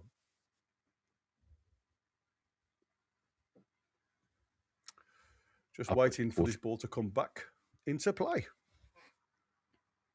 So the people who receive memberships were Picker Packer, Claire G,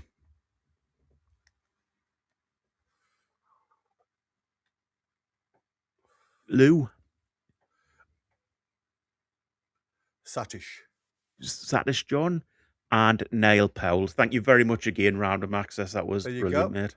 Thank you, Random. And if you can, for all those that have been gifted those memberships, if you can be great. Brentford are losing. So that, again, is going our way, guys. If only we can find something going through.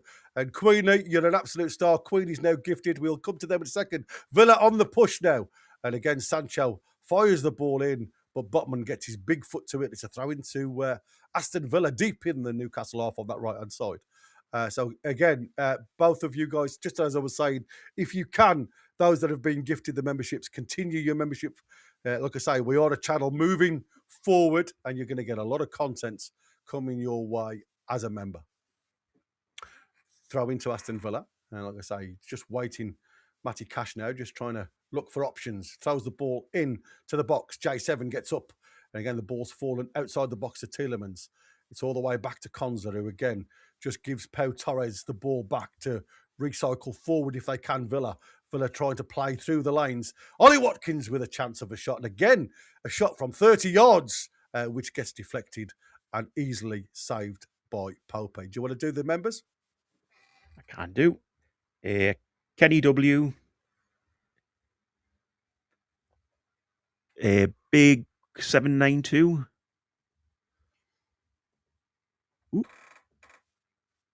Selena.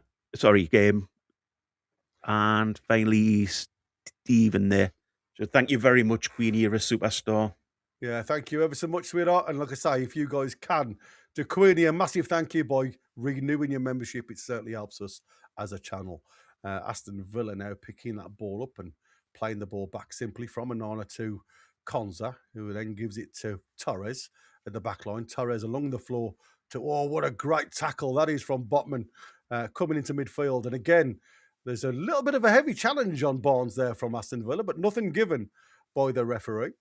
And now Buendia trying to get down the line. The ball is deflected from the tackle between Miley and Trippier. It fallen to Tonali, and now back in the black and white possession of Miley. Tonali now picks the ball up just inside the Newcastle half, back to Chow. It's strange how Chow and Botman have now changed positions a little bit.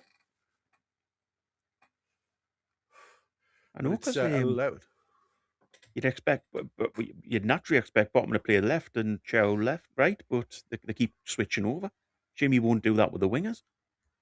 Oh, what's a good ball in from Anthony Gordon to get into the touchline. The ball is cleared only to Hall. Hall goes past two as if they weren't there. They have to pay to get back in, them Clarets. Into Gordon. Gordon fires it in, but it's deflected and it's cleared by Tielemans, but only out to Barnes. Tonali now picks it up, gives it to Trippier. Trippier tries to find it in centrally back to Harvey Barnes, but unfortunately a claret shirt gets his big toe on it. And now Aston Villa breaking into the Newcastle half. They look up. Rodgers gives it into Watkins. Rodgers again on the overlap on this left-hand side, just inside the Newcastle half. Trips goes to ground. The ball is fired across, but it's Lewis Hall who manages to clear it. Can Maatsen keep it in play? He can. And now he's telling everybody in a claret shirt just to quieten it down. Gives the ball back into Rodgers down this left-hand side. Rodgers are now faced up by three black and white shirts. Goes back to Tielemans. Tielemans goes square. Konsa now picks the ball up, goes down the line. We've got Matikas and Sancho on that right-hand side. Cash now brings it back into Onana. Again, you can see Villa just trying to take the pace out of the game because it suits Newcastle more than it does Villa. Gordon trying to get that ball back from Onana, but there's a difference in size there, and Onana keeps it in play. He's now giving it to Maatsen, who goes rung, and it's Torres who picks that ball up. Now Tielemans. It's what they're like standing still at the moment. It's like having mannequins on the field of play. Villa don't want to push forward here, do they? They just no. They're quite happy with it being 0-0 and them guys sitting back quite a lot, which is not helping Newcastle at all, which is obviously the reason why Emery's done this, but it's making it turn into a bit of a chess game rather than a football game. Yeah, like I say, it's stop-start at the minute when it comes to excitement. It's like I say, it's all guns blazing, or let's all stand in the middle and go ringa roses. It's not something I enjoy, I must admit, but it's nice to know. I mean, like I say, at this present moment in time, as much as Villa have tried to get in behind us, we don't really look in any trouble at this present moment in time. They are certainly looking at the break more than build play, which does seem to me as if that's the plan of today, is to suck Newcastle into that full sense of security on the drive. And again, it's Tonali winning the ball back, but it's fallen to Maatsen down this left-hand side, plays the ball into Ollie Watkins again.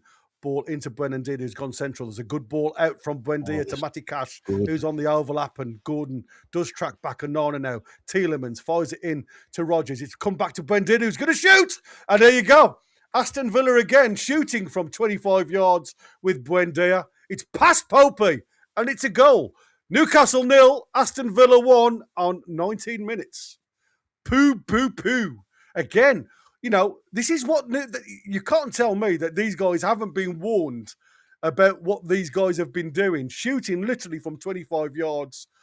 It's a good goal. I can't take it away from them.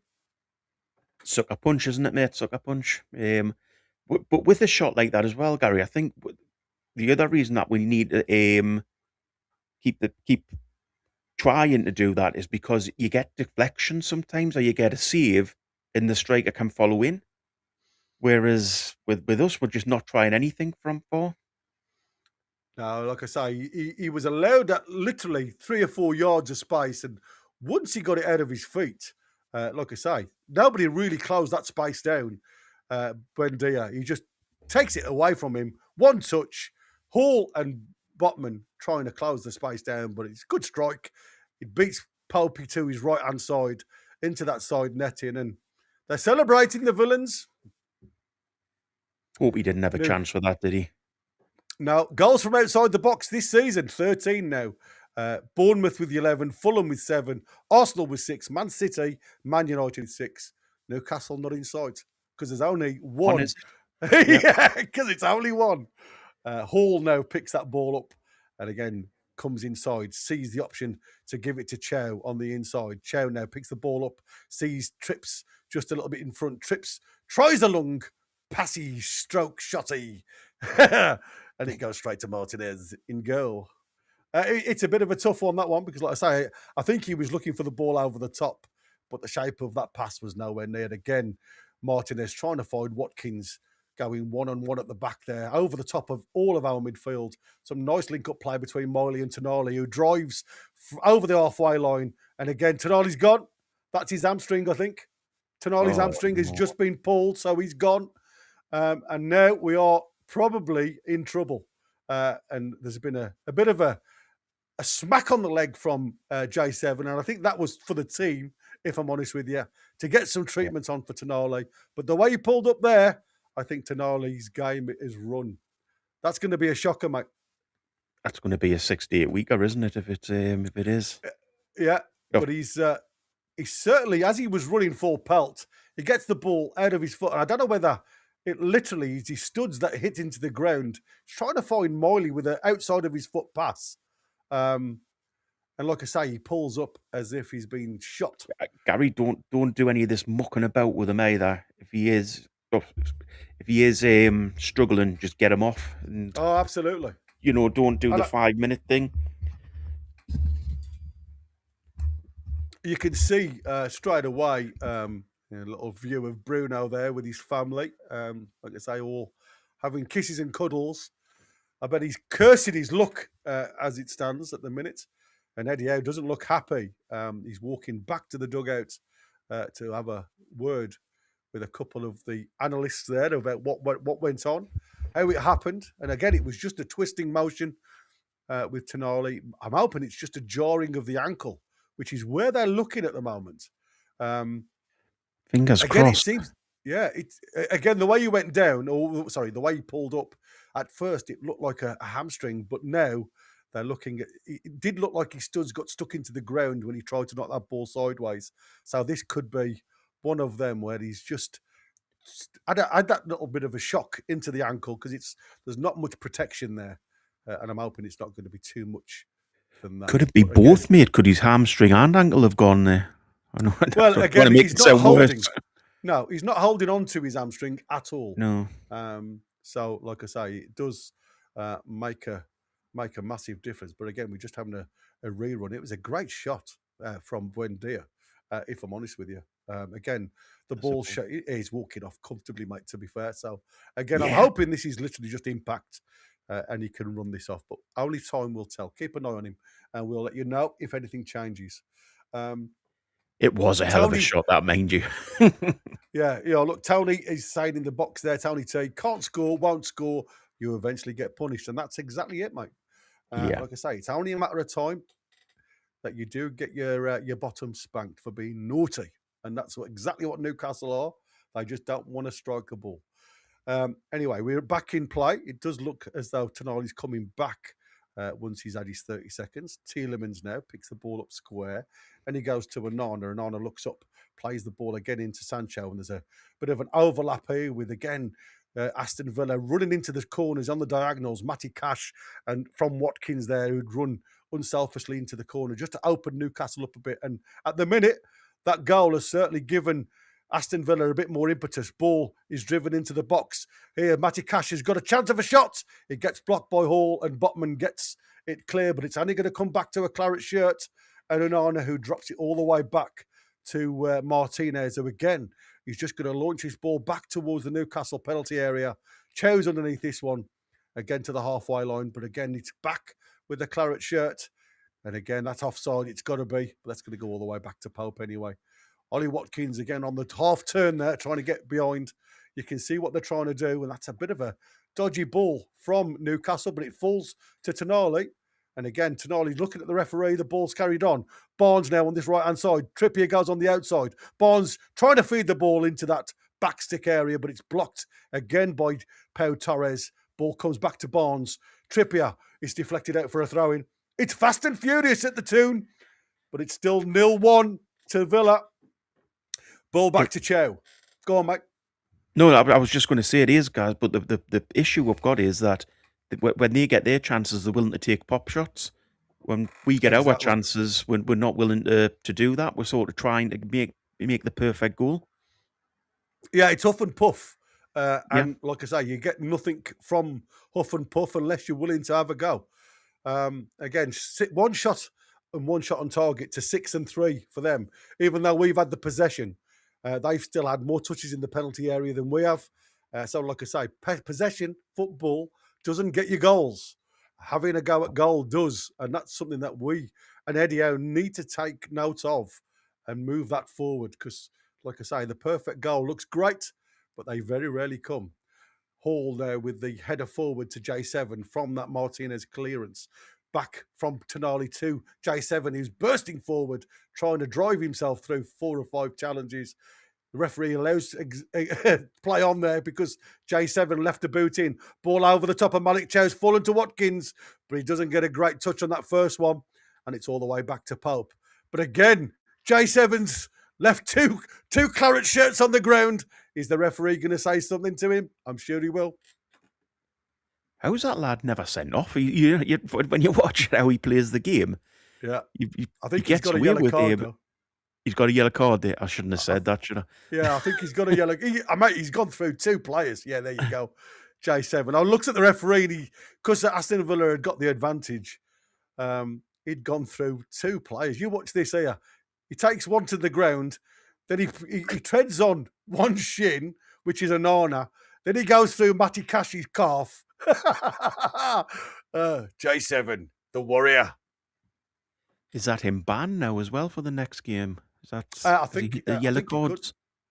I'm not sure. We'll have a. No, I'm not 100%. Don't hold us to that, but I think he might be. Yeah, I know there was a couple that were on the fringe of being banned for that next one, and it possibly could be. Yeah, so there you go. Yellow card straight away for J7, who again, it just shows you his commitment to the cause. He don't want to lose anything. No. But yeah, you're right, Battle Dogs. I don't think he actually did catch Matty Cash there as much as he was, you could see. And according to Kenny, it's just his 6th yellow card. So he's not banned. Right. Yeah, because you've got to get up to 9 now, haven't you? Is it 9 cards? 9. I'm sure he'll get there at the end. As long as he doesn't get to 9 cards today, we're all right. That's it. He gets more cards than I get for my birthday. And me, mate. And me. He gets double.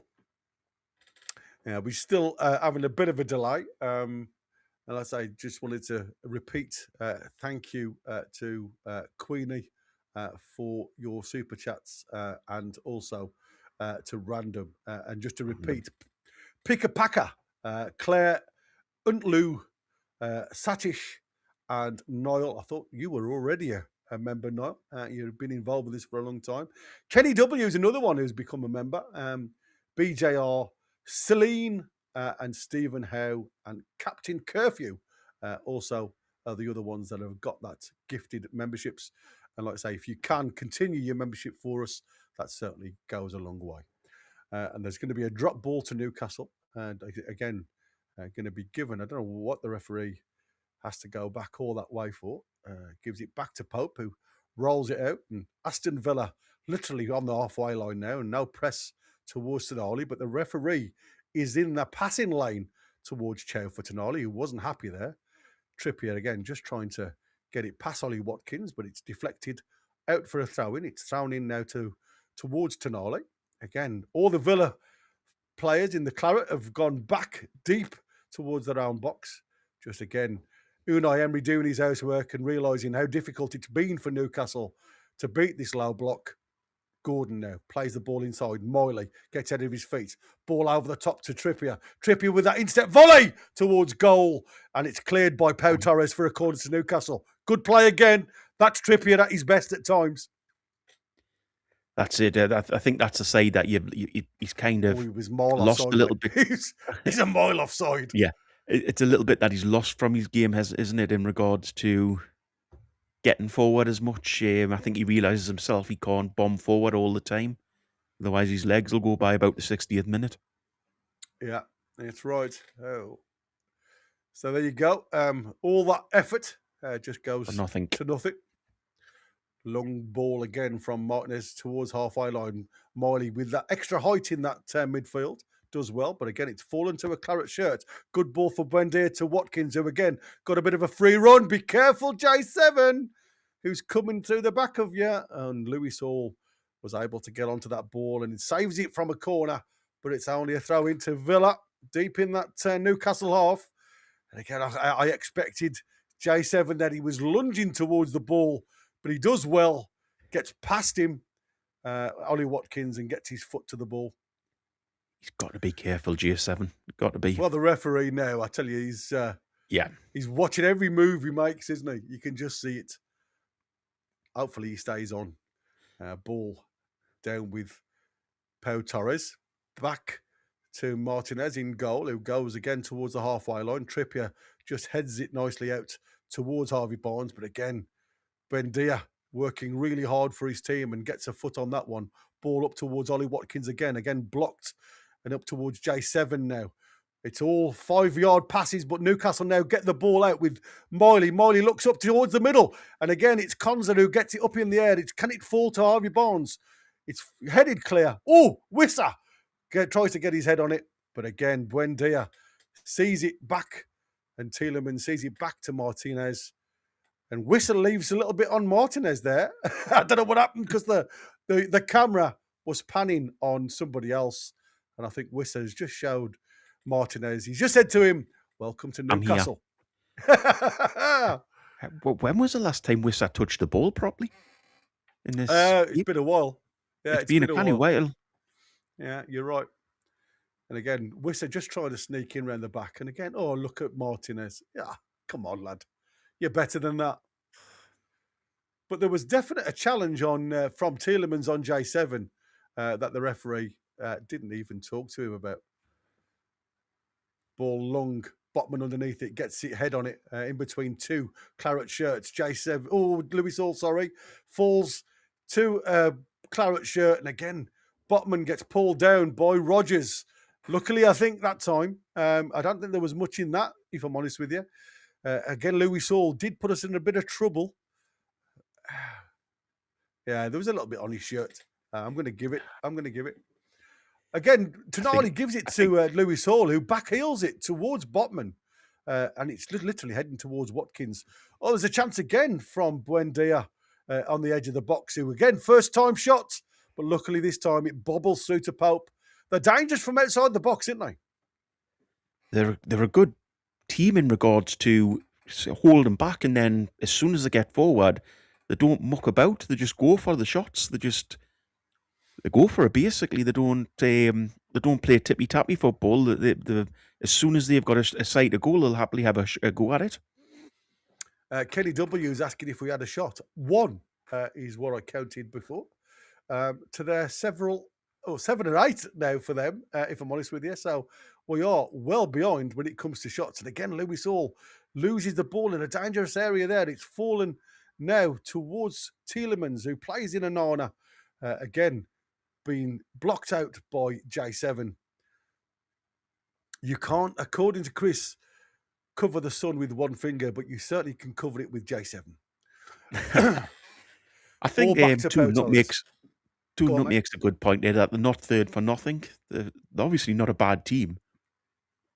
Mate, they work as a unit. They work really hard for each other. And that's what I said. There's a bit of a difference. Chelsea have just got in the lead with Estevao against Crystal Palace, who are actually only one way going for them, and that's down at the minute. They are falling apart at the seams. And the ball has gone out from another break from Villa and a tackle from Trippier that deflects back off Watkins out for the goal kick.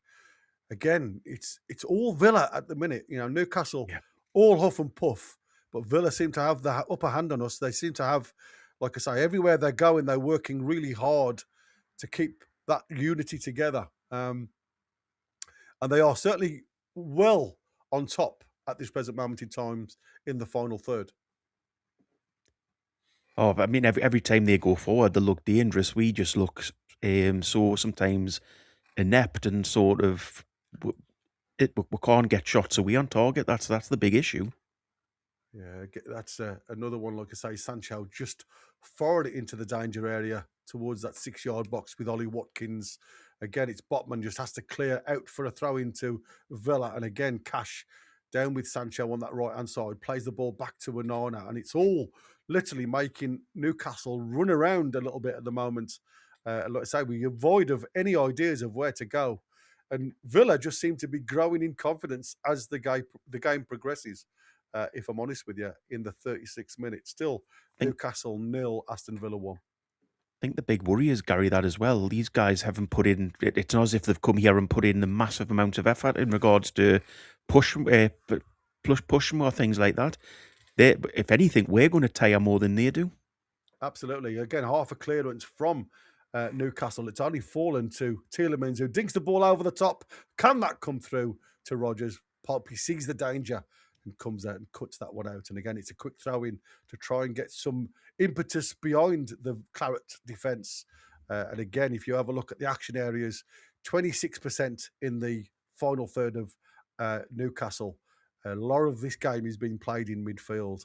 So, but again, we're at home with only 21% in the offensive third. We're playing more in defence in midfield than we are in the attack zone, which won't be good for the Toon fans at St James's Park. I bet it'll be quiet. I bet it's a shame that Betsy and Chris are at this type of game. You wanted them to go to somewhere where we were full out attack, and obviously I can't hear the commentary because I can't have it on in the background. But as you say, I think the crowd will be pretty quiet at this point. There's not much for them to cheer about on a cold old day up here in Newcastle.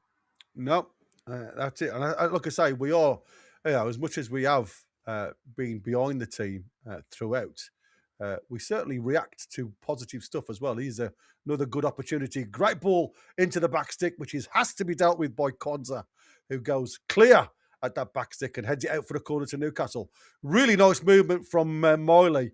And again, it's a great ball to the back stick that nobody's attacking. Where are you? There's nobody in that back stick. Yeah, I mean, you could see Whistle in the middle, which is fair enough, but nobody gambling towards that back stick. It's criminal, mate, at times. It's impossible to tell why we don't do that. I mean, why isn't Gordon running in behind there, or why isn't a GS7 getting in behind there? Yeah, Trippier with a in-swinger. It's headed clear. Again, it's Sancho plays the ball down the line, and there's a chance here if they can get the ball into Watkins. Popey comes out, he sweeps it back, and he's done well, to be fair, Popey, even though I believe Sandro Tonali had the legs to keep up with Watkins. Now Newcastle, again, just J7 not able to keep control of the ball on the edge of the Villa box. Loses it back, but again, that's poor. Boy Rodgers gives it back to Trippier. Wissa gives it back to Trippier. Trippier now out Again, I don't know whether Chow wanted that ball. Miley, Trippier in these little triangles, back to Chow. Again, it's a little bit lax from Newcastle with pace-wise. It's all a little bit keep hold of the ball, have a breather at the moment. Botman out to Hall. Gordon now again just waits for Cash to come to him before running towards the ball. Back to Gordon from Hall. Gordon steps inside now and again trying to bring Cash with him, but Cash goes back into shape. Gordon now with the opportunity to fire in Miley. Miley tries to get the ball into Harvey Barnes. Harvey Barnes digs it to the back stick, but that's going to be Martinez. Bit better play, if I'm honest with you. But again, strange and the same outcome. Not enough bodies in the right area. Could Miley have took the shot on there? Yeah, he wouldn't have counted because he was offside. No, but no. In all seriousness, are we playing too much football? Could we just shoot earlier? Well, of course, that's the thing. That's the difference Yeah, no, between the two that's sides. Yeah, We're trying to shoot only when we're in the 6-yard box. and then we don't have anybody in the 6-yard box. Yeah, exactly. Buendia again just shows Barnes the back door there, and it's nice football from Aston Villa. This, I must admit. Again, Watkins is going to be flagged offside if he gets involved in that one, but Tonali doesn't allow the ball to go out of play, and he keeps it in. Rogers was screaming at his mates, I can't touch that. I've come back from an offside position. Miley feeds it into J7, who again delays that pass out to Hall, and he gets it taken off his feet by Watkins. And again, that's a hospital ball, and Lewis Hall is able to pick that ball up again. Turns, drives back into the Aston Villa half, asking the question to Anthony Gordon out on that left-hand side. Gordon now faced up by Matty Cash, pushing towards that byline. Goes out one step, drives the ball into the box, but it's a poor delivery, and the ball's gone out of play and back in from the cross, and it's a goal kick to Aston Villa. It's just frustrating, isn't it? Watching this, because you can kind of see how they're playing and how we're playing, and you kind of want us to play like they do at times. So yeah, it's like I say, at this present moment in time, the ball out from Aston Villa, because we're playing such a high line with Tonali and Ollie Watkins literally going peg to peg in that back line. It's going to... Pope needs to be on his toes. Chow gets underneath the ball. It's fallen to Trippier. Botman clears the ball out, but it's only come to Buendia again. Gets it out of his feet. Strikes at goal again. But again, from 30, 35 yards, all Villa want to do is shoot. They don't really care for playing ticky-tacky football in the box. No, definitely not. I mean, we're playing into their hands with this game by, we're being quite easy to defend against, and then being able to shoot when they're outside the area every time. It's sort of, it's the way Villa have obviously came here to play, and we're letting them get on with that. Yeah, it's like I say, at the minute, they are spoiling everything at St James's Park at the minute. There's lots of good football in the middle of the park, and that again, great ball down the line, and Anthony Gordon now has got the legs. Can he get into the cross? Oh, it's a past Wissa. It's fallen to Harvey Barnes. Harvey Barnes now picks the ball up, plays it back to Trippier, inside to Miley. Miley again to Tonali, leaves it for J7, who has a side foot shot blocked. And it's come to Rogers again. Tonali wins the ball back. It's Botman. Feeds it into Anthony Gordon on the corner of the 18-yard box. Anthony Gordon pulls it onto his right foot. Into the box. Oh, what a save by Martinez from Miley's header. It's come back out, though. It's fallen back to Anthony Gordon. Oh, what a scramble that was. Could have been a great goal from Miley, who gives you that extra yard of height than Bruno would. Tries to delicately loop it into the back stick. But go, gadget hands from Martinez keeps it out. Still 0-1 to Aston Villa. Knocking on the door, though, now, Toon. Back to Trippier. Trippier dinks it over the top to try and get Barnes in. But again, Pau Torres just calmly chests it back to Martinez. The chance is gone. Do you know what that Miley chance, you probably would want him to have a scruffy header there. If anything, he caught it too well. I know if it had been a bit more sort of a scruffy thing, the keeper might not have got it. But at least we're looking like we can score here, Gary. Now we're looking like we can get forward and make chances. Yeah, he's doing okay, Miley. I must admit, he's doing well. Martinez now just telling the team to go up the field of play.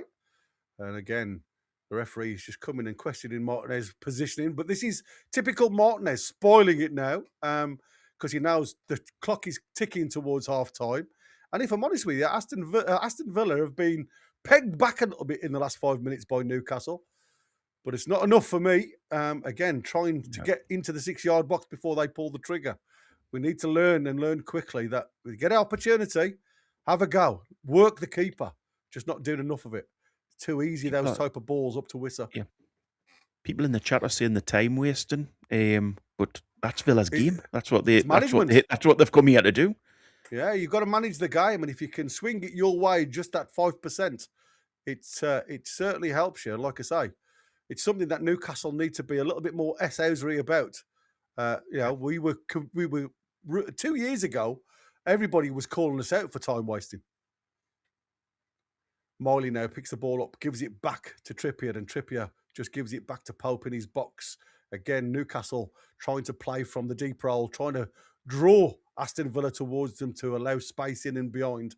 But again, not a lot happening in front of them. They have to go back from Toon Army through to Botman, through to Pope, who again just recycles that ball to Chow. Now Trippier on the pendulum on this right-hand side again.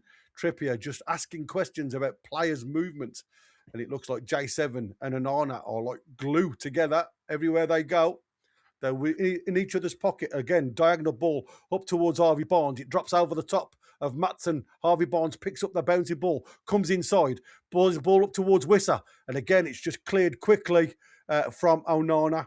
And that's come all the way through into the Newcastle half with Botman. Botman plays a great ball on the halfway line with Toon Army, who's got time to turn, look forward. Barnes, Toon Army, out to Trippier. Trippier's got Marley in front of him. Trippier digs the ball to the back stick.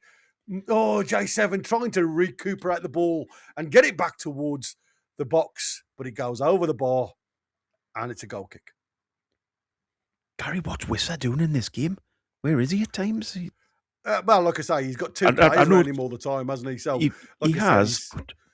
And that's the trouble when Aston Villa know that we've struggled from day one in a low block. And as soon as they lose the ball, all they do is defend their 18-yard box, which again doesn't allow Wissa any opportunity to get in and behind. We have looked so ordinary in the final third. It's been unreal. Oh, don't get in trouble there, lads. A little bit of miscommunication. The ball again goes up towards J7 and Onana, who gets dragged to the floor, J7. And it's a free kick on the halfway line to Newcastle. 4 minutes of injury time. It's fled this first half, I must admit. It's been entertaining, but we've not really done enough towards Martinez to really test him. Two very different teams, aren't we? The way we set up and play, it is interesting because it's not the same football that we're used to seeing from Villa. They are willing to take chances, so it's an interesting game. Yeah, it literally is pot shots. Oh, look, we've got one-on-one now. Lewis Hall and Watkins. Lewis Hall stands him up a little bit, Watkins. Watkins sees, Jadon Sancho on the right-hand side, but it's a poor effort from Watkins' ball, and Lewis Hall is able to pick that ball up, run into the Aston Villa half. J7 now picks the ball up, plays it square to Miley, around about 45 yards away from the penalty area of Aston Villa. Trips on the overlap, gives it to him now, plays the ball back to J7. J7 looking for options, back to Trips. J7 again on the turn. But again, it's showing a lot of ball there to Aston Villa. And he grabs the ball by the hand and he's allowed Aston Villa to carry on. Will he come back and get a second yellow for that? Potentially. Ball now with Rodgers into the box. Rodgers now finding half a yard, but Malik Chow manages to get his feet and blocks that opportunity. It's a goal kick. It's a corner for Villa. Jesus Christ, I tell you, it's like a basketball match with one team looks like scoring, the other team look like they couldn't hit a barn door from 5 yards. It's scrappy in the final third for Newcastle. It's all going on in the Newcastle box. What's going on? Oh, what a game this is so far, though. Just as you say, it is a basketball game. Unfortunately, it doesn't look like we've got a hoop at our side to try to put a ball into. So, yeah, and here we go. hopefully we can only take this one. It's a ball to the back stick. Popey comes out and flaps, leases the ball, and it's out for a goal kick. I don't know what happened there, but it didn't look comfortable, and it certainly didn't look reassuring. But it's gone to Newcastle, and it's a goal kick, and it's now short with Botman. Again, no press from Villa, so he's able, again, just to run out of his box into Miley. Miley, again, quickly charged down by Tielemans, but the ball has come back to Chow. Tonali goes back into the three of the two centre-backs, plays the ball up to Miley. Ball coming forward, and it's down the line to Trippier. Trippier now has to go back because there's no way forward for Newcastle at the minute. Either wing. Anthony Gordon's come central. Gordon plays it inside now to J7, who runs on the diagonal towards the left-hand side. Lewis Hall now, again, could have gone down the line, but gives it back to Gordon. Gordon fires it towards the back stick, and Wissa gets his head to it, but it's comfortable to Martinez, not giving him enough angle to work off. Better, but no end product. I think that'll probably be half-time, mate, won't it? It will. It looks like it's done. The half-time has come and gone. And there you go. We are into that second time. And we will be back for the second half in obviously a quick second. Your thoughts then, mate, on the game that you've seen? It's been, like I say, it's been really crazy, end to end. Lots of work in the midfield. You can see what they're trying to do. We step off 5 yards, just allows them that opportunity to have a pot shot. Where when we get into those positions, they know we're not going to shoot. They've obviously watched us for so long now. They just sit on the edge of the 18-yard box, knowing they're going to recycle the ball left and right. The ball's going to come into the box, and they're just packing the box out. We've got to start taking shots, lad. They just know how to play, we don't. And it's obvious that obviously Emery has sat and watched our style of play because he's got them set up perfectly for it in regards to, sit back, let us come at you because there's very little chance we're going to hit the striker. I mean, apart from the end of the half there with Wissa, I can't remember the lad having many other shots on target. No. And with our defensively wise, yeah, we're good defensive, but they're quite happy just to push forward and take shots from distance, which again works for them. And I think that's why they're 1-0 up. Yeah. I'm going to go with this one. And Michael has just sent in. If we don't score the early chance like we did against PSV, we seem to never recover. Wissa in Man City in the Cup. Tonali tonight, both with the first 2 in 3 minutes of the game. Yeah, you've got a point there, Michael. I must admit, we just don't seem to. If we don't get that break, like I say, it was very unlucky in that first opportunity, first 40 seconds or so. Like I say, it could have quite easily gone the other way. It just went further and further against us, didn't it? So, like I say, it's as if the team seems to blame everybody else for not going in the lead when you get the opportunity, rather than resetting your mindset and just carrying on the way you're playing. Because in them first, like I say, few seconds, we seemed as though we could get behind them at every opportunity. Yeah, I think that's the probably hit it on the head from Trevor. They're just from Steve. They're just saying tough game, not enough creativity, sadly. And that is kind of where we're at as a team at the minute. I mean, we do have good individual players, but whether we're playing as a team at the minute is questionable. In regards to getting people involved, getting the strikers involved, we're sort of. I think when Wissa was Voldemort, was up front by himself for a lot at the start of the season, we all thought, he's just not that type of striker. That's why we're not creating chances. But now we've got Wissa in the team. We're still not creating the chances for the lads. So, how does Eddie Howe and the coaching staff change this? I don't know. I don't know whether they have to try the two up front for a little while. I mean, is this the perfect game in the second half? We're 1-0 down. As you say, we didn't look like we're going to hit a barn door in the first half with the strikers. Does he go with the two up front and give it a bit of a chance? And the person you take off is pretty obvious to me is J7. Because if you don't, it looks like he may get sent off at some point. Yeah, you're right. I mean, you've only got to look at where all that came from, and like I say, we can probably give a little bit of work to that now. So let's have a quick look in the half time interval of what we can give you regarding some stats and stuff. So here we go. So there you have it. If you like, it's the goal has been hit from some distance. I press on this, you can see it literally is a touch from 5-yard pass. It goes into Rogers, who gets it to Buendia, and it's just a strike from some distance. And again, general distribution, you can see possession-wise, we've got it. Lost in defence, it's very even. Possession lost in the midfield, again, very even. It literally is two equal sides going to battle. There is nothing between these two sides, apart from when you get into that final third. You've got a team who can't create in a box. Both teams are the same. But what one team has the advantage of is the confidence to shoot from 25 plus yards. And when you've got that, again, it's about percentages. How many of those shots are going to test the keeper? And a lot of them seem to do.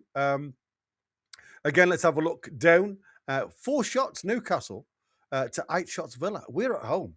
Again, you can see the possession. Out of them 4 shots, we've got 3 on target. Are either of them memorable, apart from Toon Army in the first 40 seconds? They're not, are they? You've had Miley's little floaty header, which was unlucky. Martinez do his job. And then obviously right at the end, Wissa gets on there. And again, you can see by the expected goals, Newcastle are in front with XG because we've had the better chances.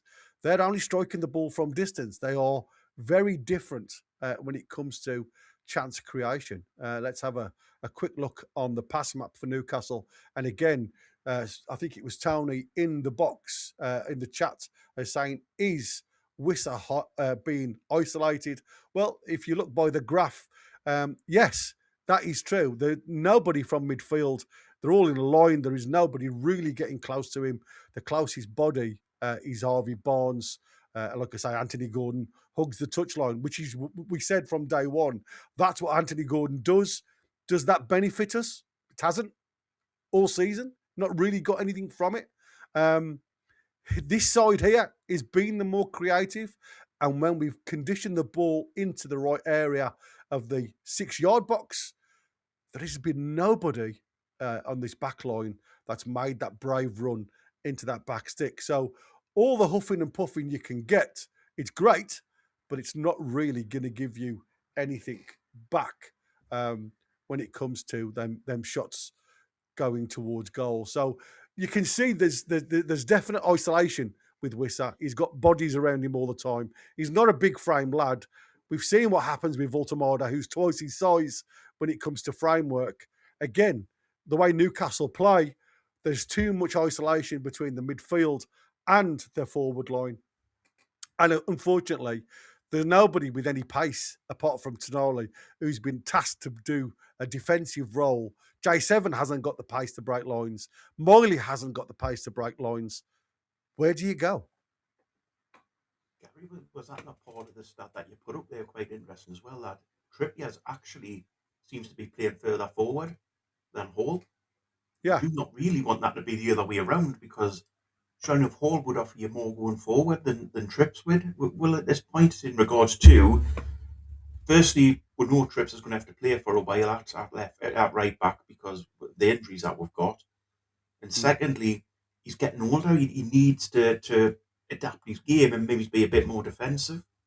So would it not make more sense for Hall to be getting forward and Trips to be staying back?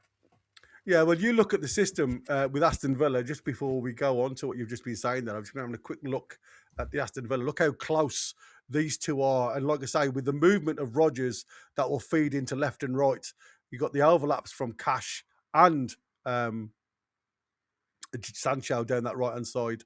And like I say, Buendia, who's literally just coming inside. So really, Maatsen, there's nobody, and this is where we are struggling, is because they are compacting the midfield. The lads are unable to get that ball out of the midfield with any comfort whatsoever because of the style and the closeness that these guys create in that midfield.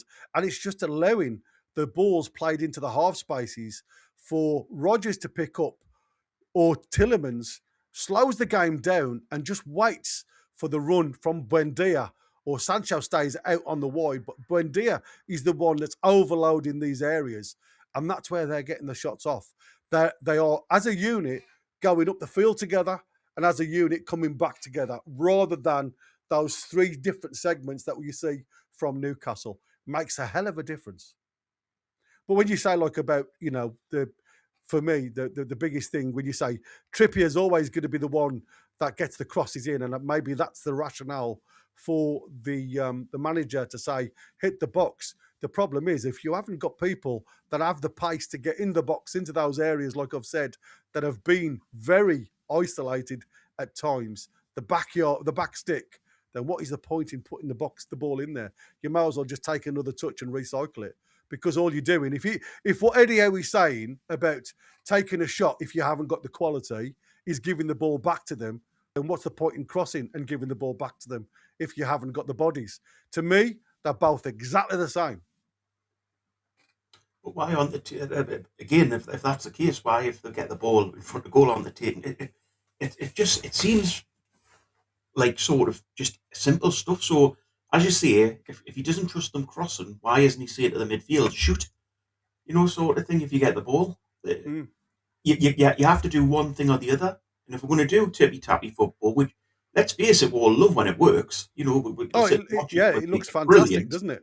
Yeah. Yeah, but when it doesn't work like this, is there the times in games where you should just be going, look, let's take a shot here, let's just go for it. And the other thing is as well, do you think he'll actually make any changes at half time, or do you think it'll be the same for the first 15 minutes again? Well, that's that. I suppose $6 million question. Yeah, exactly. Connor's just sent me a picture of Anthony Gordon this season, dressed up in makeup. It's not, but it is funny. Like I said, it's frustrating. Is this what they say about, we don't win with Bruno missing? Because Connor's made a good observation here. Is it that extra little bit of quality that we're lacking? You've taken Tonali out because he plays in that deeper role. I enjoy that. Again, J7 with the battling commitment, I like as well, but we lose so much of that ball carrying quality going forward. Again, you look at some of the simple balls that J7's played out to Trippier. Again, not to feet. They've been wide of him. So again, we just don't seem to have that finesse, that little bit of quality that you need to play these, quick balls in and behind. To me, you're carrying too many players in that level against the likes of Aston Villa, who are very confident at the moment in any game. You've got to have that little bit of quality to match, else you are struggling. But again, I haven't seen anything of any of down that left hand side of all Gordon. If I'm honest with you, it's just been going past the player, then it's been a poor delivery. Going past the player, then we stop movement because there's nobody to aim for. And it's been the same on the right-hand side, being past the player because of the way we've played football. But again, we've got nobody in the box to aim at. So why throw the ball into the box? For me, we've had 2 or 3 opportunities where we've fallen to a player that has got the yards to take a touch and have a shot, and we've not done what Villa have done. We need to see more. Wazza, thank you, mate. Oh, thanks, Wazza, mate. Thank you guys for getting me through a rough time. I hope you're doing okay now, Wazza. If you need help, just give us a shout. I'm a bit behind times. Wazza, I don't want to air anything on live, but if you are in a struggle, matey, like I say, as a channel and as friends, we're here for you. Yeah, 100%, mate, 100%. Mind you, and that goes to anybody else out there that's struggling at the minute. Like I said, football unfortunately can do 2 things. It can lift you off your chair. It can also sink you deeper into it. And that goes for anybody that's watching. Talk to somebody if you're going through a rough time. 100%, Gary, 100%. So what do you think will happen in the second half, mate? Do you think we will turn this around, or There's two can things you that see have got it to happen happening? for me, if I'm Yeah, honest with you. There's got to be more impetus in midfield. We've got to dominate midfield. We haven't done enough of that for me. And like I say, does Voltemada give you that extra something? If that's the case, then who do you take off? Tonali, Miley, J7, because one of them's got to move. And by bringing that player on, we've also then got to change the way we think and build up play. Does that open the door for Aston Villa? Because then all of a sudden you go to this 4-2-3-1 system. And at this present moment in time, I don't know whether we've got enough of that in this team to play it successfully. At home, it should never be a question. You know, I haven't. It's not as if I haven't seen the effort. I just haven't seen the final third ability, and I think that screams to me of something that's been taken away from entertaining value. You know, Aston Villa have come away. You know, they went to Turkey again, which is hostile. They've come to the SJP, and they've not really bothered. They've been tasked with anything. And that's like a get out clause. That to me, you're letting somebody off the hook when you really could be in the face here. I think what we'll probably have to discuss next week is in regards to if it carries on like this game, is the different management styles of the two guys, and you know how they're set up differently. Because I'm not getting at Eddie Howe here. I'm simply saying that But they're on the both verge, we very started, different. mate. If you want to start the clock, Oh, Villa, yeah, kicking left to right now, and it's gone long again up the field of play, and we are again the ball just headed out of play just inside the Newcastle half, and it's throwing to Aston Villa. Just want to see a reaction, if I'm honest with you. The ball is now down to Ollie Watkins. He's in the feet, driving towards the back stick. And it's a ball driven across the 6-yard. It is cleared by Lewis Hall and eventually cleared by Miley up towards Harvey Barnes. Wissa plays the ball out on the halfway line. Harvey Barnes now looks up. Again, he hasn't got the pace to beat Maatsen. Again, but he's given a great ball in to Wissa, into the box. Plays the ball back to Harvey Barnes, who has a shot. But again, it's blocked by a number of bodies on the penalty spot. That doesn't even get through to Maatsen. Better, though, because at least we've had a shot outside the box, which is something I wanted to see in the first half. Well done, Barnes. Yeah, Villa had one day less to prepare, but we look the lethargic team. I think that's also true, if I'm honest with you. Ball now comes back to Botman from Malik Chow, who gets the ball up to J7. And I think they're just going to get the ball out of play because something's happened. I don't know. Is that J7? What is going on here? J7's gone down as he's half time, right? When they could have made a simple change. We've started, and literally within 90 seconds, J7's got a groin issue. Can you bloody believe this? Didn't even see what happened there, Gary. No, like I say, it looks like I don't know whether his studs have again stuck in, but he's not looking comfortable. And Eddie Howe has just, got on his onkers, down on his ankles, sitting on his heels, asking the question about what's going on. Bruno now doesn't look too. Yeah, it's bad enough to make a change. That could be a good thing, though, if I'm honest with you. You never want to see a player injured, but it could be. Yeah, but, sometimes, like I said, for me, there ain't enough quality in J7 to bring that game forward, and you need somebody who can carry the ball. And like I say, Ramsey against his old side, is there going to be that extra 110% to go and get something? You never know. Would this not be would this not have been the top opportunity though to put with Voltemada on? You know, you've got the two midfielders you're left with. You can both play the number 6, so you'd be able to do a simple 4-4-2 almost, or a 4-2-4. You're chasing the game. Why not? Mm-hmm. You know what I mean? That's what I said. You're chasing the game, but we know Eddie Howe. Eddie Howe's a 4-3-3 flew in, man. It's not going to work. It's never going to happen. Ball again up towards Harvey Barnes, who gets clattered by Maatsen, but the referee says not enough to create the foul. Ball again towards Tielemans, and again it's challenged by Trippier. You delayed that again in two minds, then dives in and goes nowhere. You're a lucky boy, Trippier, because if Maatsen hadn't have been that professional body and stayed on his feet, that would have been a foul to Aston Villa and probably a card to Trippier, because he did lunge into that one. Ball in from Ramsey into Hall, back to Tonali, goes diagonal, looking for Trippier. Good ball out, that is Trippier. Good first touch, back to Miley. Back again to Chow. Again, we are keeping the ball. Botman now takes it out, a good heavy touch out of his feet, plays it into Hall, now onto Gordon, down the line, Gordon into the box, but again, it's on his weaker foot, and it's just out for a throw into Newcastle. Matty Cash hasn't really been tested at all, really, by Gordon, apart from once, but then it come as a really poor cross.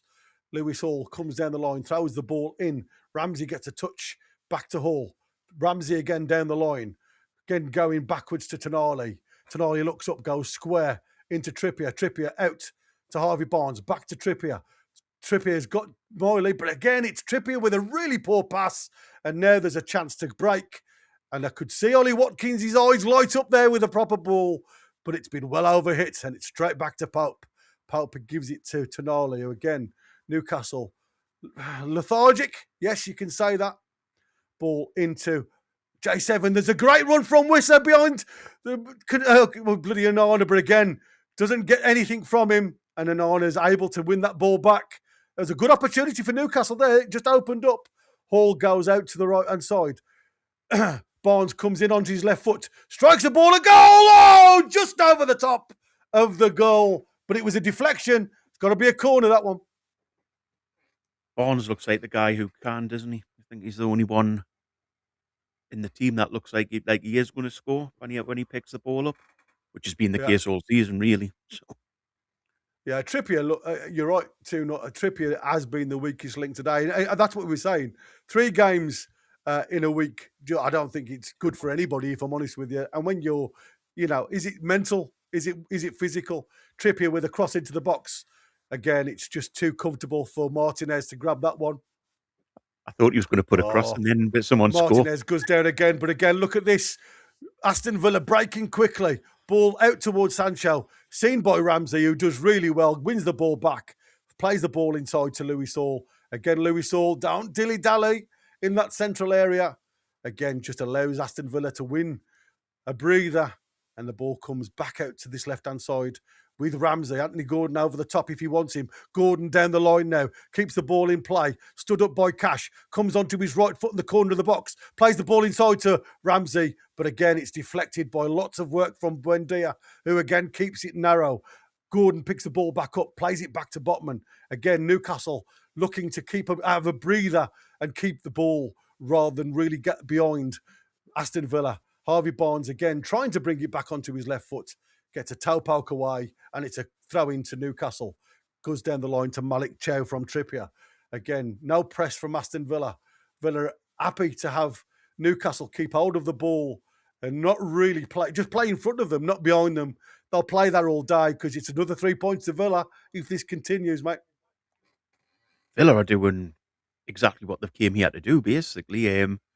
They're not pressing the ball at all.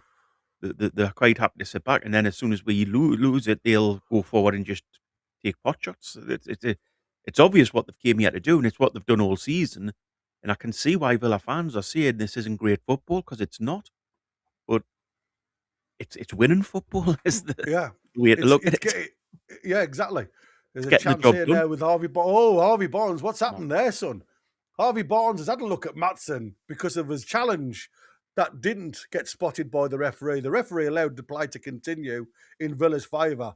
And now, literally, Harvey Barnes has got the ball. He sees Maatsen to the left of him. He leaves the ball alone, goes and wrestles with Maatsen, gives them the ball straight back. So why don't you bloody shoot if that's the case? If you're just going to do that, just shoot. God, truth. Honest to God. Talk about frustration. That is criminal for me from Harvey Barnes. This is frustrating, isn't it? It's just a frustrating game. It's crazy, mate. Absolutely crazy. Guys that are watching out there in Viewerland, smash the like button. Like I say, we haven't got above 100 yet. And you've got to be enjoying my commentary more than the match. I'm sure of it. Lewis Hall now picks the ball up, plays the ball up again into Newcastle's half, but down on this left-hand side, back to Lewis Hall, who goes again to Botman, who goes square on to Chow. Chow has got options just in front of him. Not many, though, to be fair. There's a wall of claret shirts when that ball goes along the floor to try and beat. Miley picks the ball up, plays it to Tonali. Again, Tonali just having to... Well, Wissa's on the halfway line. Nobody playing up top then. Chow, Tonali plays the ball again square to Botman. Botman picks the ball up and again just held rather than momentum going forward. And Lewis Hall going on to the last man, then drawing forward. And it's just trying to make little dinks in the armour. Great ball from Miley there. Barnes into the box. Oh, full Gordon. And Gordon can only put it over the bar. I thought, Harvey Barnes was going to throw his meat and everything on top of that one to get some payback. It's a great ball and a great spot from Miley. Trippier throws the ball into the 6-yard box. It beats everybody. Anthony Gordon throws something on it, but again, can't keep it down. Maybe it's that slight deflection from Harvey Barnes that gets it away from Anthony Gordon, but that is poor effort in the end. Goes down as a good chance gone. Gordon should be doing better there, to be honest, Gary. That's poor from him, to be honest, in regards to it's probably one of our best chances of the game so far. Now we're going to get better ones the way we're playing. That's the question, isn't it? They don't come thick and fast. Again, it's just hoofed forward. And again, with nobody on that high line from Botman's pass forward. And it's all the way through from a little delicate pass from Consa's head back to Martinez, who again, just waiting for somebody to come to say, if you want me to pick it up, I'm not going to do it until you come and close that space. Again, looking for that movement from Ollie Watkins, who's covered by Botman, who does really well, to be fair. But again, he just gives the ball straight back to Villa. There's a shot again from Villa from a wide angle from 25 yards. Goes down to Pope's left-hand side. He saves it, and Hall blasts it up towards Wissa. And again, Konsa just gives it straight back to Martinez, takes all the pressure off. And all Aston Villa do when there's a mistake by Newcastle in the half space is just pull the trigger. 100%. They've done it all game. And as I said before the show started, if you don't buy a lottery ticket, you're never going to win the jackpot. So no, you're right, mate. And again, it's asking questions of Newcastle every time we lose the ball in that final third, where and how they pull the trigger. And like I say, it seems to be, like I say, us creating our own problems at times rather than Aston Villa creating anything of their own. All of their efforts on goal has come from real mistakes from us, or they winning those 50-50 duels, and the referee literally at this present moment in time seeing anything that in a claret shirt is fine, but not really supporting any questions of a foul in a black and white shirt. So again, is it a case of making your own look? Ball over the top from Miley, looking for Trippier.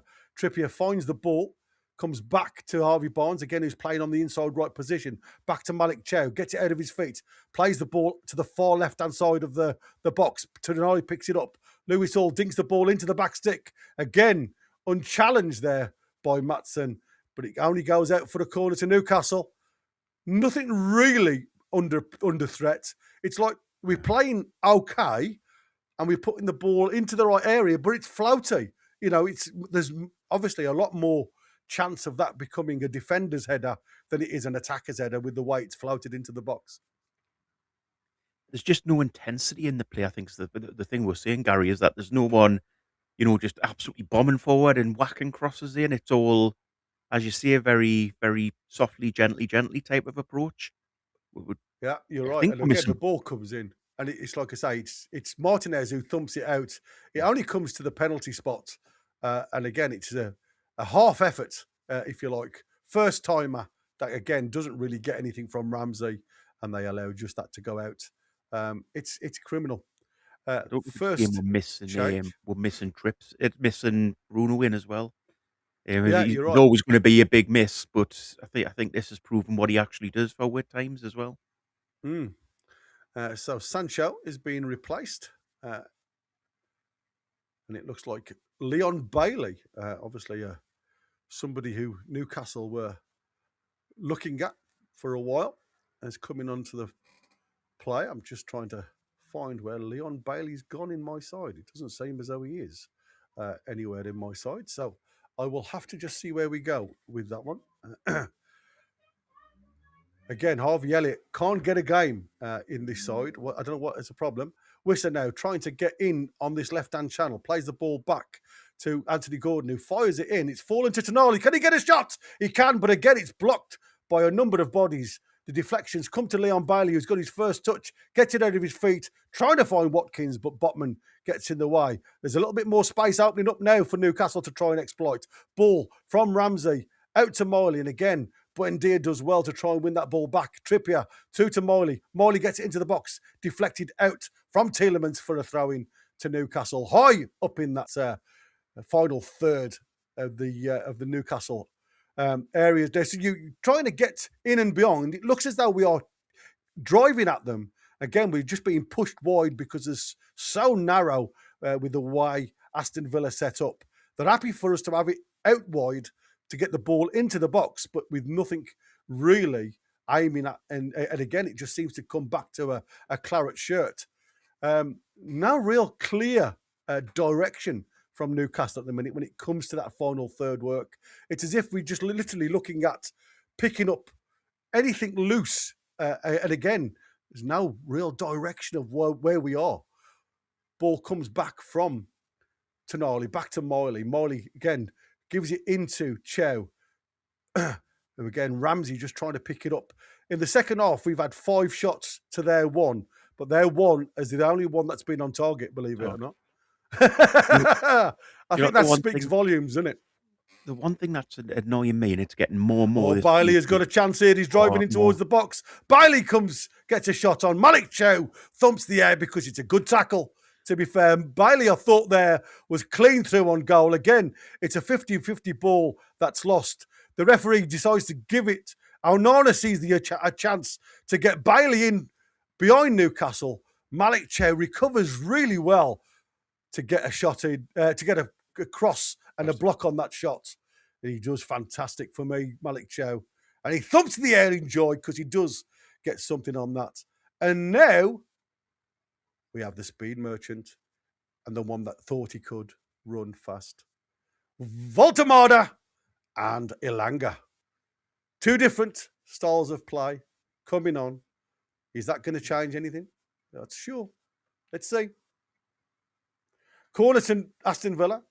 It's Tielemans now with outswinger on this right-hand side. Out towards the edge of the 6-yard box. Hall clears it back to where it come from. Tielemans again puts it back in the area. And Pau Torres had a free header at that front post. And again, didn't get enough on it, but it's gone for a goal kick to Newcastle. Changes are coming. Does it change the way it's playing, though? You'd like to think that he would change the game. But if it's like for like, I don't see what difference it's actually going to make. No, that's it. It's like for like, mate. Voltemada's on, and it's for Wisser. And Wisser, yeah. And Ilanga for Gordon. So there you go. Anthony Gordon's been pulled. So Harvey Barnes will be on the left-hand side. I'm glad of that one, to be fair.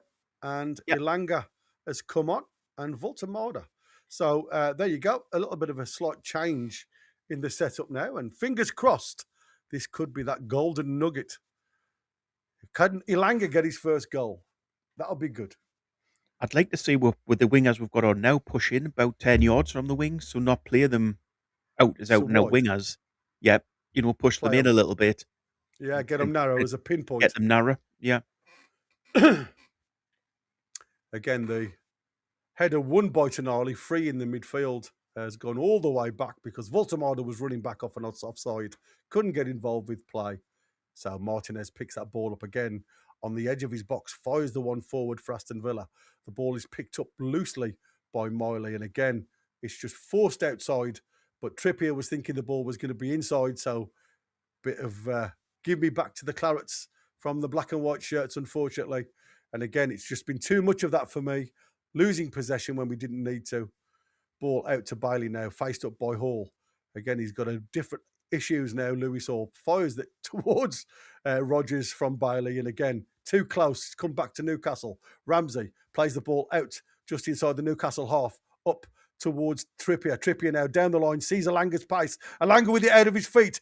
Oh, it's just too much again, and it's out for a goal kick. Tried to do too much, didn't he? Again, just literally using his pace rather than technique to beat his man, but he puts too much on it. Maatsen literally had to pay to get back in. He was too well behind that one, but again, couldn't keep it into play. So it gives the ball straight back to Aston Villa. That's something that we've been told not to do, apparently, and we seem to be doing it all the time. I think Alanga just needs something to fall for him, doesn't he, as a footballer? It's sort of frustrating watching the lad because you know there's a player there from what we've seen him in the past in the Premier League, but he just needs something to go his way at Newcastle. It doesn't seem to go.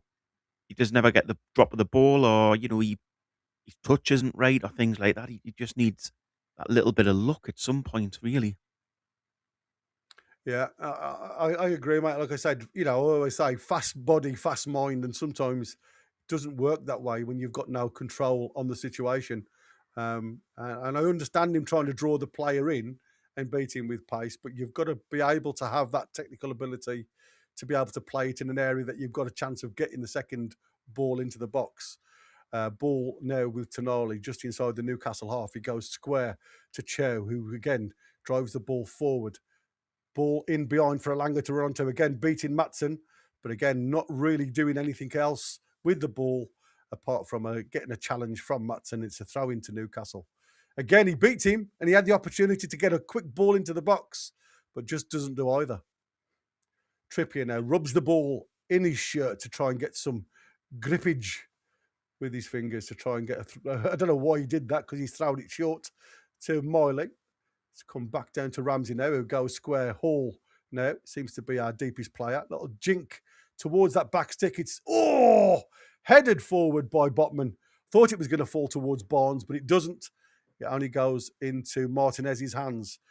Again, it looks as though Ramsey's had the ball. Sorry, Leon Bailey's had the ball a lot more than some of our Newcastle players that have started the match, and he's only just come on the field of play. Again, a cross into the box.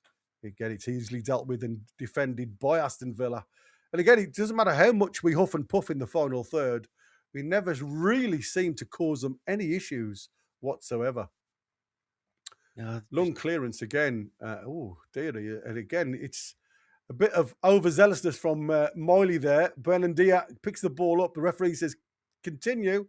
Plays the ball out to Watkins. And again, double mind there from Tielemans. Didn't know how to play that. Plays it back out to Watkins. Again, forced wide by the way we shape, but it's gone backwards towards Torres, Tielemans, Maatsen. And again, no press from Newcastle in the 67th minute. Still 1-0 down. The ball has been won back though. And Voltemade trying to walk through traffic. It's fallen back towards Miley. And again, can Miley get away down that right-hand side? He does. Passes one player, comes inside the Tielemans, edge of the box, jink to the back stick. It's headed to the edge of the box. Can Lewis Hall pick this up? Again, they're all screaming to Leon Bailey, handle that. But again, it's cleared easily up towards Rodgers. And Botman does well on the half turn, keeps the ball in possession. Now given to Ramsey. Ramsey looks up, feeds a poor ball into Hall, and again allows Bailey to get something on that. And it's easily defended when a poor ball comes to you from Ramsey. But it was handball, if I'm honest with you. Lewis Hall did well. Lewis Hall's is better going forward if you watch him. I mean, he's a good defender, but sometimes when you have him forward, you've got more confidence in him putting a good ball in than actual wingers. Yeah, you're right.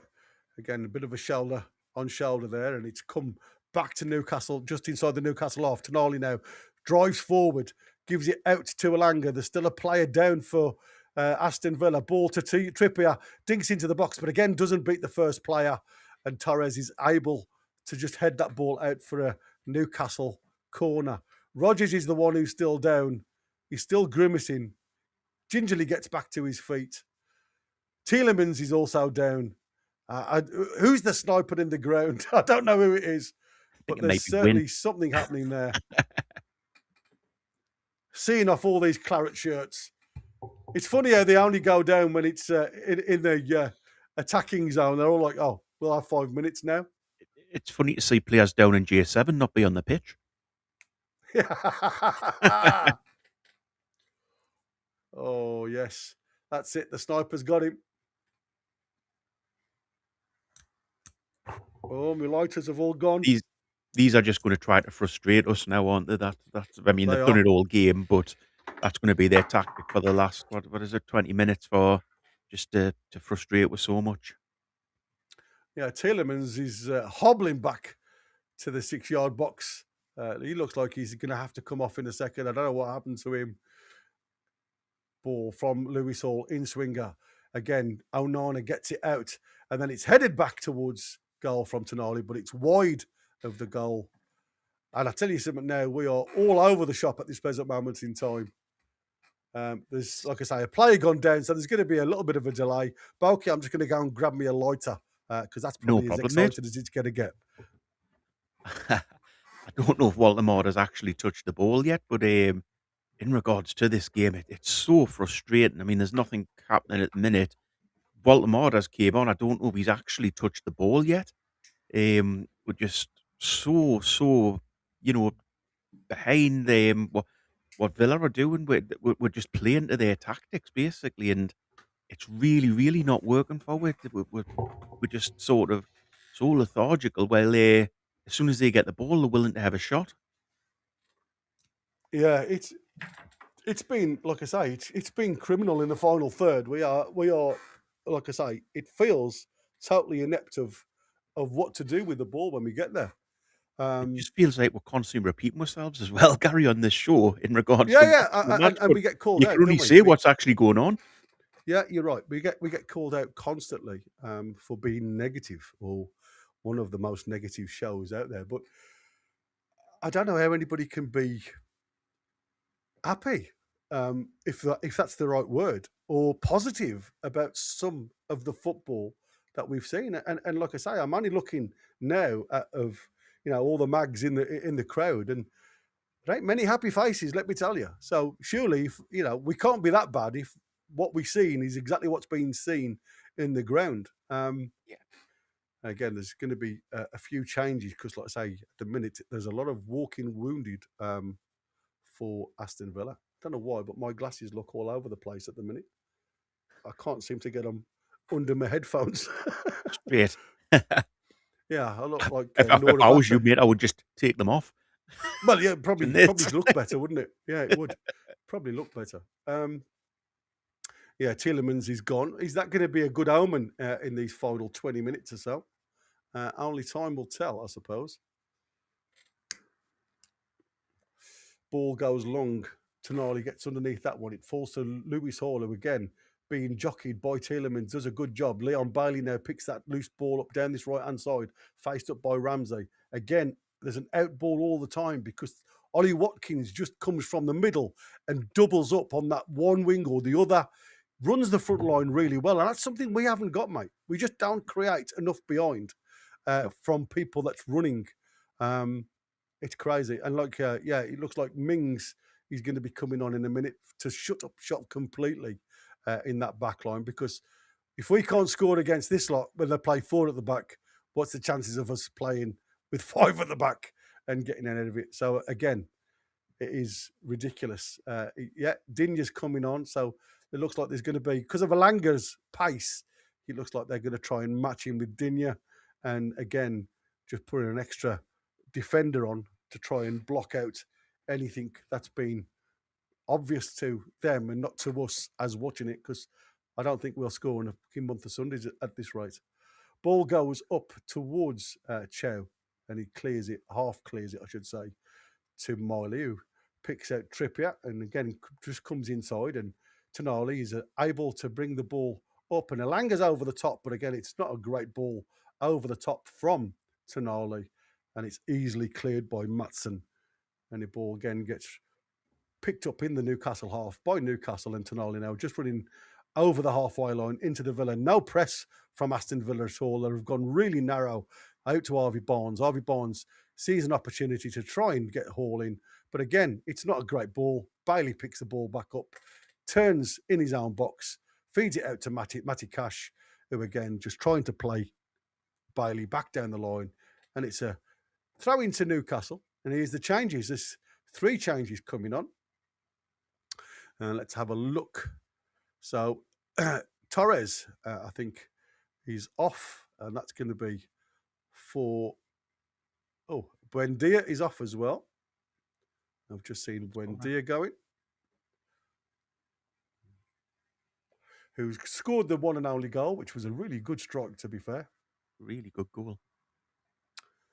And so it doesn't look like they're going to shut up shop fully unless there's going to be a little change in the system. Digne, Mings and Bogard are on. So there you go. But I don't know who's going off. Tielemans. That's it. Tielemans is off because, like, obviously he's carrying. So there you go. They've gone a little bit more like for like, if you like. But again, they've got a bit more extra coverage at the back. Only problem Eddie's got now, Gary, is he can only make one more set of subs, can't he? Because of the Joe Linton one, and the Joe Linton one was after half time, so yeah, it does. That's right. So he has got to think about it now. And I said Digne was on, wasn't he? So again, Newcastle just rotating the ball through. It's down on that side with again Miley with the opportunity to get the ball in the right area, but it's nobody really in the 6-yard box to aim at. Everybody's outside the 6-yard box. So Newcastle get themselves in a great position. But look where our 2 forwards are. One on the penalty spot, and Harvey Barnes again in line with the penalty spot on the left-hand side. So nobody anywhere near that ball, which Martinez was able to collect very comfortably. And now it's back with Aston Villa down that left-hand side. Has actually touched the ball yet? Who's that? Voltemada? Well, once. Yeah, on the halfway line. Yeah. And look at that. The rebound has come for Rodgers on the edge of the box. He's been tripped on the referee has said continue there. I thought there was probably something happening going to be there. Elanga now on the halfway line. Is he going to put the afterburners on? He's got Mings in front of him. Oh, he plays the ball. Again, it was a nothing really shot cross. And it's gone straight back to a claret shirt. Ball again in fighting for in that midfield. And Tonali comes out with the ball. Again, looks up. Brings the ball back, plays it inside to Morley. Again, Morley's got Trippier on the outside. It's Trippier now, in line with the penalty area. Elanga, again, Digne for company. So Elanga goes back to Trippier. Trippier now comes back inside, and Elanga's got a bit of space if he's willing to have a go. Plays the ball into the box. Oh! Didn't quite beat Konsa, who gets ahead on it, and it's out for the corner for Newcastle. Everybody saying he got a push from Voltemada, and the referee's waving everything away. Was there anything on this one? Ooh. I've seen them given, Ramsey on Rodgers. It's just not a clear and obvious error, is it? No. How many corners? Just one player, one player to aim at for Elanga, which is Voltemada. I'm saying, how many corners have we actually had in this game? I've no idea at the minute, buddy. I just got a point of, as always, seem to have lost a little bit of my signal, guys. So bear with me a second. I'm hoping I haven't lost. I'm just looking to make sure where I'm at. Mine's on as well. That's what I was just there. But I am jockeying from mine downstairs, you see. So again, I'm just hoping that I haven't lost anything from my Wi-Fi, which seems to be. We've had 6 corners so far. They've had 4. It seemed like we'd had a lot more. But when we've got this new set piece coach, wouldn't you think potentially we would be doing something from these corners? But it hasn't. It's not as if the Aston Villa have been under massive pressure whenever we've done it. No, you're right. I'm just looking to make sure our clock is the same. Just getting some feedback. Martinez with the ball anyway. He's again gone down. Not made Ball update the is, clock. he's headed up towards the edge of the box. And again, Aston Villa seem to have a lot more time in and around the box than Newcastle do when they're in the opposition box. Ball up the line towards Alanga, who gets taken out by Digne. And that's going to be a yellow card, I would have thought it is for Digne. That's the one thing Alanga could give you as well, is potentially, if he gets through on goal, if you do start leaving him up from corners and stuff, he's going to potentially get your red cards, like for you, in regards to him being able to run hard and somebody taking him out rather than letting him get through on goal. Yeah. I'm like I say, it's criminal. Some of the antics that you see, it's like I say, being at home and not really challenging for anything is ridiculous for me. Ball pumped into the box, but again, it's aimless from Tonali straight into Martinez, who again has one thing and one thing in his mind, and that's to find Ollie Watkins, and again Nelly does so. The pantomime dime, and look at this: Lewis Bailey jumps onto that loose ball. And luckily, it doesn't fall for him. We were all over the shop. And all Tonali wants to do is take the player down. And Leon Bailey still has the ball. Tonali stayed down. This is crazy. I've never seen anything like this. I really haven't. And now Tonali's back up. All he wants to do is fight. It's fallen to Rodgers. Giving it to... Oh, come on, guys. What are you doing? Oh, here we go. Tonali just wanted to take somebody out. You can see it. And now he's going to get a yellow card. I'm sure of it. He's gone back down now on his haunches to say, I've been injured, referee. You've given me nothing. But watch this here. Leon Bailey gets it stuck under his feet. Lewis Hall gives it to, and all he wants to do is block the ball. And that's crazy for me. But Gary, what's the coach doing on the sideline to change this? Me and you have sat here and done game after game after game where we've seen this sort of performance, and what's actually happening from the bench to change the trajectory of the game? Well, nothing. That's what I said. I mean, it's like for like doesn't change anything, does it? No. You're not testing them in any other way apart from what we've already seen. Free kick to Villa in a really promising position now, around about 25 yards. Can he get this up and down? And that's the. I mean, we have got a very tall line, I must admit. But has he got enough in him to get this anywhere near goal? The referee keeps on saying, "Stop the pushing." The wall has stepped forward a little bit more than the white line indicates, which means that we've got issues. The referee gives another little line for where they can stand now, Aston Villa, which is something I've not seen before. Here we go. It's going to be a direct shot. It is, and it's straight down Pope's throat, luckily. Ball again distributed quickly. Can Alanga do something with the ball? He does well, but then doesn't do very well once he gets hold of it. And again, the ball hurriedly forced forward for Villa. And again, Tonali in his ice to try and get forward just gives the ball straight back to a claret shirt. And it's all fighting and rushed at the moment. And there's no real control. Nobody's taking a foot on the ball and trying to get a bit of control on this ball. And that just surely gives Aston Villa more chance of winning this game. Do you know what? Alanga looks great until he actually gets the ball. You can see him running the right. He does the right runs, but he just once he gets the ball, he seems to be lost with it. He doesn't. I mean, it's typical, isn't it? Brentford now losing 2-0 to Nottingham Forest. So all of the actual results are going Newcastle's way. And like I said at the start, I don't even want to think about it because we have a habit of not doing anything. Miley now with an opportunity to get in the box, but again delays it, plays it back to Alanga, puts it into the box, but Mings heads that one clear. It falls out though, but it's going to be offside all the way back on the 25-yard marker.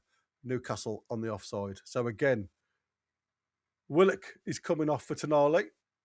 Again, Tonali, who's struggling, and he's having a word with the gaffer. He shakes his hand, and again, Willock comes on. I'm not sure what that gives us anyway, but there you go. Willock on for the final 7 or 8 minutes. I'm assuming Asula isn't properly fit, because surely enough you would have brought him on as well if you were to, because that's our last sub now, isn't it? That's it. Surely Yeah. you would have brought him on as well at that point. Well, like I said, what's the point in having him on the bench if you're not going to utilise them? 100%. Doesn't make any sense to me whatsoever. You know, you've got another person who's got a bit of pace that can go against him in that back line. And Eddie Howe has gone with Willock in that midfield again, just a battle it out. And I don't think Willock has that in him, if I'm honest with you, as a battler to win anything else. Unless he's making Ilanga to play more up top and through the middle and change it up a little bit. Only time will tell. Ramsey now picks the ball up down on this left-hand side. Barnes, oh God, and Ilanga him top of him. But again, it's a poor ball from Ramsey, who's not really giving anything against his ex-club, apart from that's the reasons why we sold you, mate. And again, the ball from the clearance from Aston Villa wasn't really dealt with by Hall at first up, but again, it does fall to the Newcastle shirt now. And it's Willock's first real touch of the ball. Got Trippier on the outside. Trippier again picks the ball up. He's got options. Ball over the top for Ilanga to try and get onto. It's a good ball. And again, it's just enabled for literally Digne and Mings, because Willock hasn't got that strength to play through two players. It was a great ball over the top from Trippier, to be fair. But again, it was half-hearted from Willock to try and get anything from that ball. Was you expecting anything different from this game, off generally? I don't get the again. I know we keep harping back to it, and people will whinge at me, but it's the in-game management that's disappointing. That's so disappointing. There's nothing that's happened during this game that Eddie Howe has done to change it. So there's nothing that he's done to bring off the bench, to change even just swap the wingers over for a little while. It's just basically he's just thought he's so pig-headed at times, and I think it's sort of, this is the way I'm going to play, come rain or shine. You know, and we can sit here and see things aren't working, but nothing ever changes, and it's just so frustrating. You know, you make all these that's a poor ball, and now Ollie Watkins has got two centre halves. He shoots from distance, and I'll tell you something now. There you go. All he's got on his mind is to shoot, and that was from again a good 28 yards, and he pulls a good save off Pope. But again, look at that poor ball from Lewis Hall. It beats Botman, and Watkins has got 3 black shirts around him, but all he thinks is, I've got literally a couple of chances here. I'm going to shoot, or I'm going to take it into the corner. He decides to shoot, and it's a great effort at goal, mate, to be fair.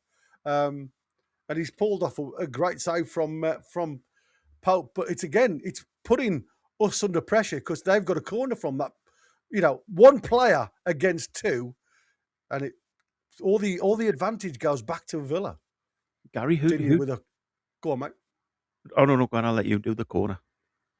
Ball's coming from Digne. Again, it's a bit of head tennis. But again, Newcastle clear. Ball over the top again to Digne, who's got options in the box, and there's a chance, and it's a goal.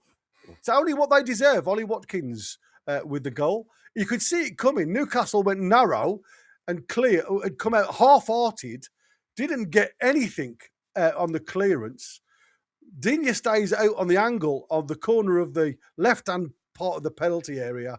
The ball's dinked back into his space. He's got all the time in the world to control that ball, gets it out of his feet. It's a ball to the back end of the 6-yard box. Ollie Watkins is there with not a single black and white shirt anywhere near him, and it's easy. So easy, it's scary to think about. It's just out of your feet. Awful. Absolutely. I know awful. we've had more shots on target. Sorry, more shots in the second half. But if I'm sitting here being honest, I've got to say I thought Aston Villa were going to score more than I thought Newcastle were going to score. We've never looked like we're going to score in this game. Well, I mean, we started really well. First minute, I thought, oh, here we go. We're up for the races with this one. And after that, With their 89.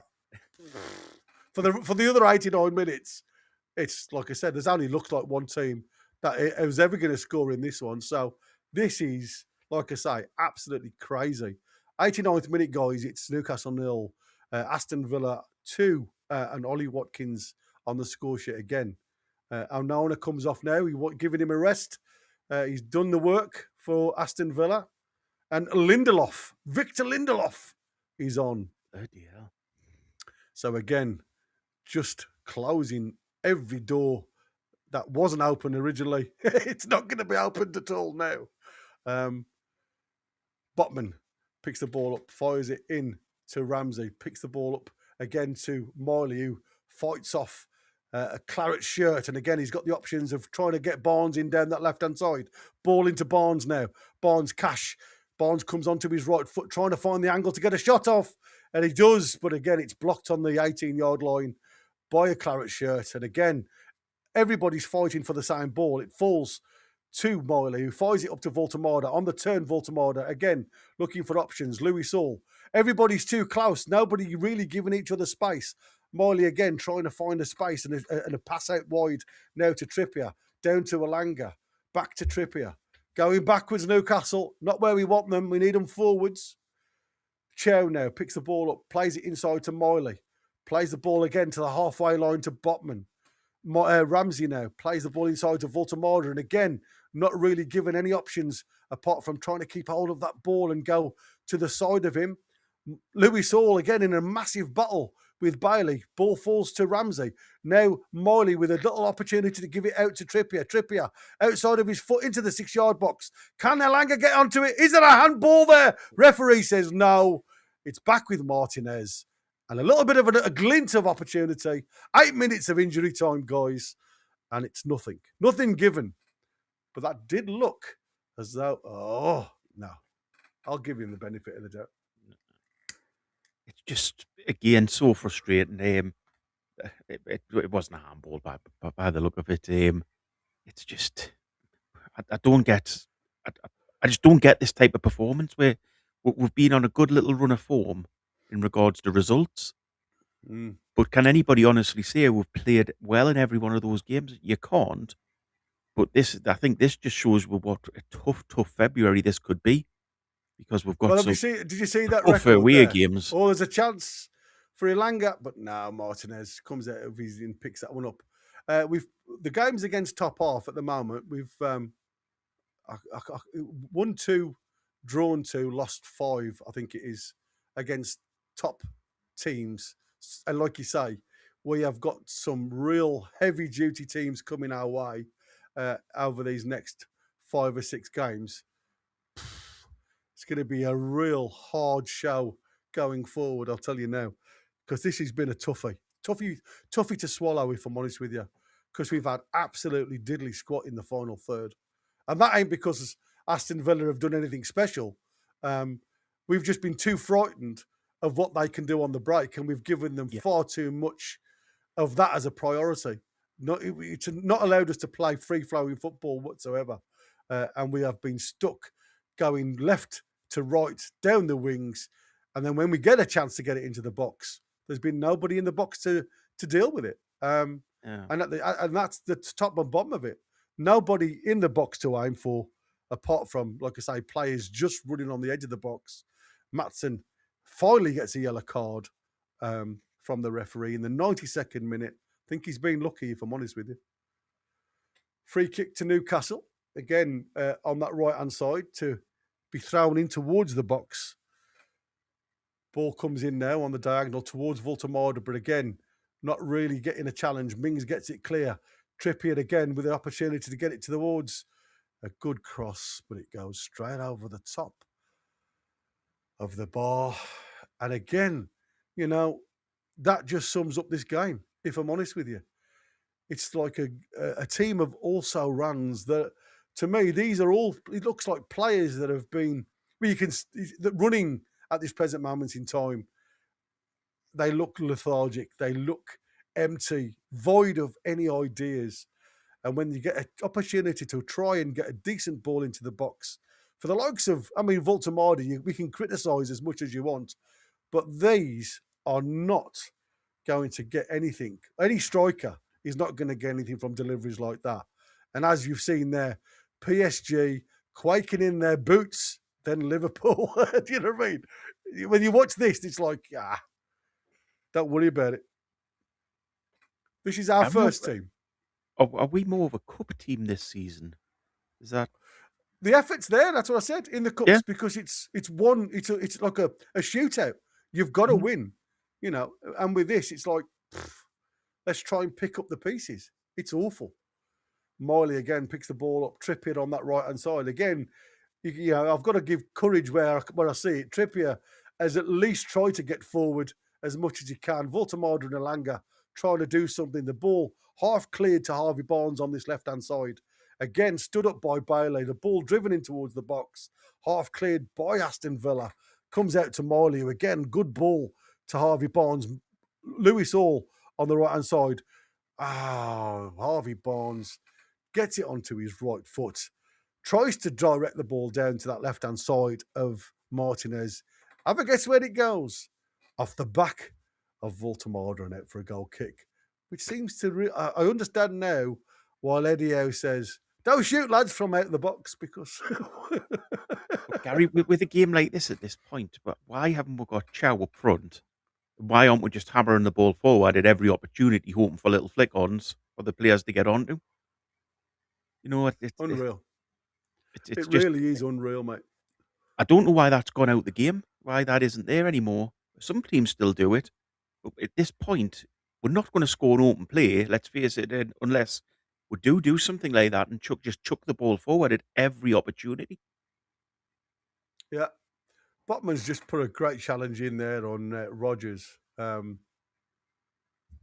like I say, I must admit, I do feel really poor for the lads, because of some of the lads have put a good shift in. Even though they've scored 2 goals against us, it's not been all bad at the back. You know what I mean? I know it looks worse than it actually is, but there's been some really good challenges at times. But like I say, it's only a matter of time when you're playing so poorly up in the final third, void of any idea of how to break a team down. Like the lads have said, if the goals doesn't come in the first 5 or 10 minutes, that's it. You're finished, because everything else seems to go out the window. Bailey again just down in this right-hand corner, plays the ball back to Cash, who again, just Aston Villa just keeping hold of the ball now. Rodgers. It's just Lindelof is playing as a centre midfielder now, enjoying his football. Again, Rodgers keeping the angle with Bailey, playing Newcastle into the right-hand corner. So again, look at Lindelof. Plays it into, oh my God, is it going to be, is it? No, referee says no penalty. But again, how easy was it for Aston Villa to get in behind us there? Was that Matton?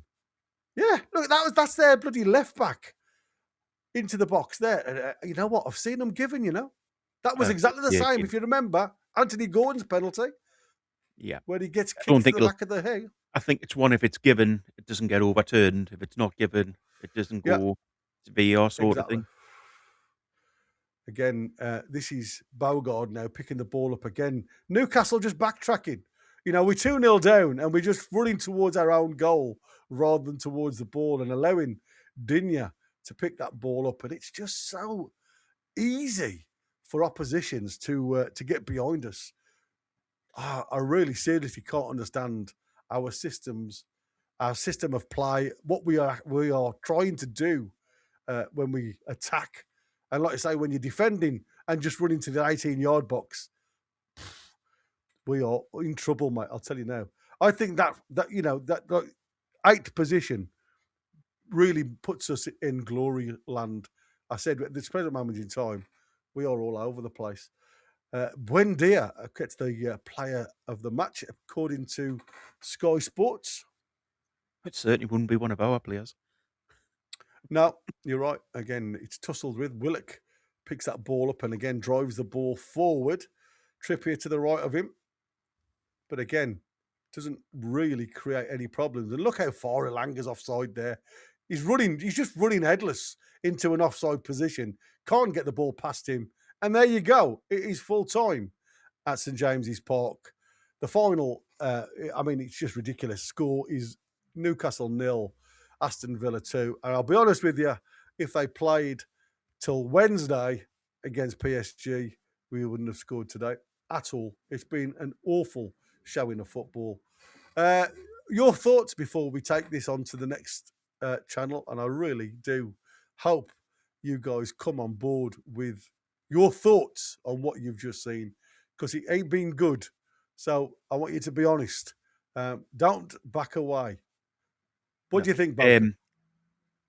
My thoughts are that from the moment they scored, I don't think we looked like we were going to get back into the game, which is a worry. And there was no changes or anything done that made us think we could get back into the game. We did. We didn't play badly. We weren't a bad team out there. We just weren't going to ever score in that game as the top and bottom of it. Yeah, 11 shots on target to their 4. Like I say, it's criminal to think where, I've just had a replay of Watkins, their second goal, and like I say, it's you can see where he's struggling. We've had 60% possession to their 40, 15 shots to their 14. We've only had 4 on target to their 8. Corners 6 and 5. It means nothing. But again, there's lots of questions that you have to ask of what we've just seen there from, two teams that just seem to be on different planes. Yeah. One with an execution of exactly what the manager has asked for. Get narrow, get them, up the field of play, and as soon as you get the ball, Ollie Watkins run into the corners. Ollie Watkins today, I tell you something now, he has caused us so much problems. One player, because we were frightened to death of committing bodies into the right areas from midfield. You're playing with one body in the middle of the park to aim at, and it doesn't matter whether it's Wissa or Voltemada. Unless you're committing bodies forward to get in and behind them, you will never, ever score. It's crazy. And when you it shows you how bad we are the day that I'm getting called out in the chat for not being negative enough about the day's game. So that's where we're at. Well, listen, this is what I said. When you think of underperforming and overperforming, right? We've had XG of 2.3 today. So we've had 2 really good opportunities to score, right? That's what this is out of all of the things. They have got an XG of 1.16 and scored 2. So this is what I said. When a team is overachieving because they are really putting to task. Defensively, they're solid, but when they go forward, every opportunity they get of getting something towards goal, they're working the keeper. And I must admit, they haven't really put anything wide, high, when they've had a go at goal from in and around the box. I mean, I've had a look at where they've shot from today. Mate, I'll tell you something now. It opens my eyes up. It really does. It's crazy to think where they've actually shot from and what they've got on target and gone on to score and beat us. And that's criminal. It really is. Anyway, thank you all so much. And like I say, a massive shout out to those that have gifted memberships. Queenie was one, and I can't remember. Access. It was random, wasn't it? Random. And Ben, right at the start of the show. Thank you so much, Ben. Thanks for the for super yours chat, as well. Super chat. Yeah, exactly. And Wazza for your super chat, buddy. Like I say, we are going to be jumping on. We'll share the link. So we want to hear your views. Please come on board. You don't have to show yourself. You don't have to, as long as you've got somewhere you can talk down, come and be honest. Because like I say, I don't see a positive point to really talk about in that performance. Is it a masterclass against Emery and Howe? Was it Howe really showing how weak he is as a manager. And like I say, there's going to be lots to discuss in the next one. Thanks for joining us. If you haven't already, please hit the likes button, share, subscribe. Hope you've enjoyed the commentary as much as I've enjoyed watching it. Because, like I say, it has been a very difficult one to watch and describe. Thank you so much. See you on the next one, which is coming up Couple of seconds. very, very soon. I am just going to, like I say, give us a couple of minutes. I am just going to refresh my glass with some water because, like I say, talking for all that time, I do get a bit coarse. So, like I say, keep on board, and we'll see you in about 2 minutes. Take care for now. How are the lads, lasses, and Lasses bairns? and Bairns.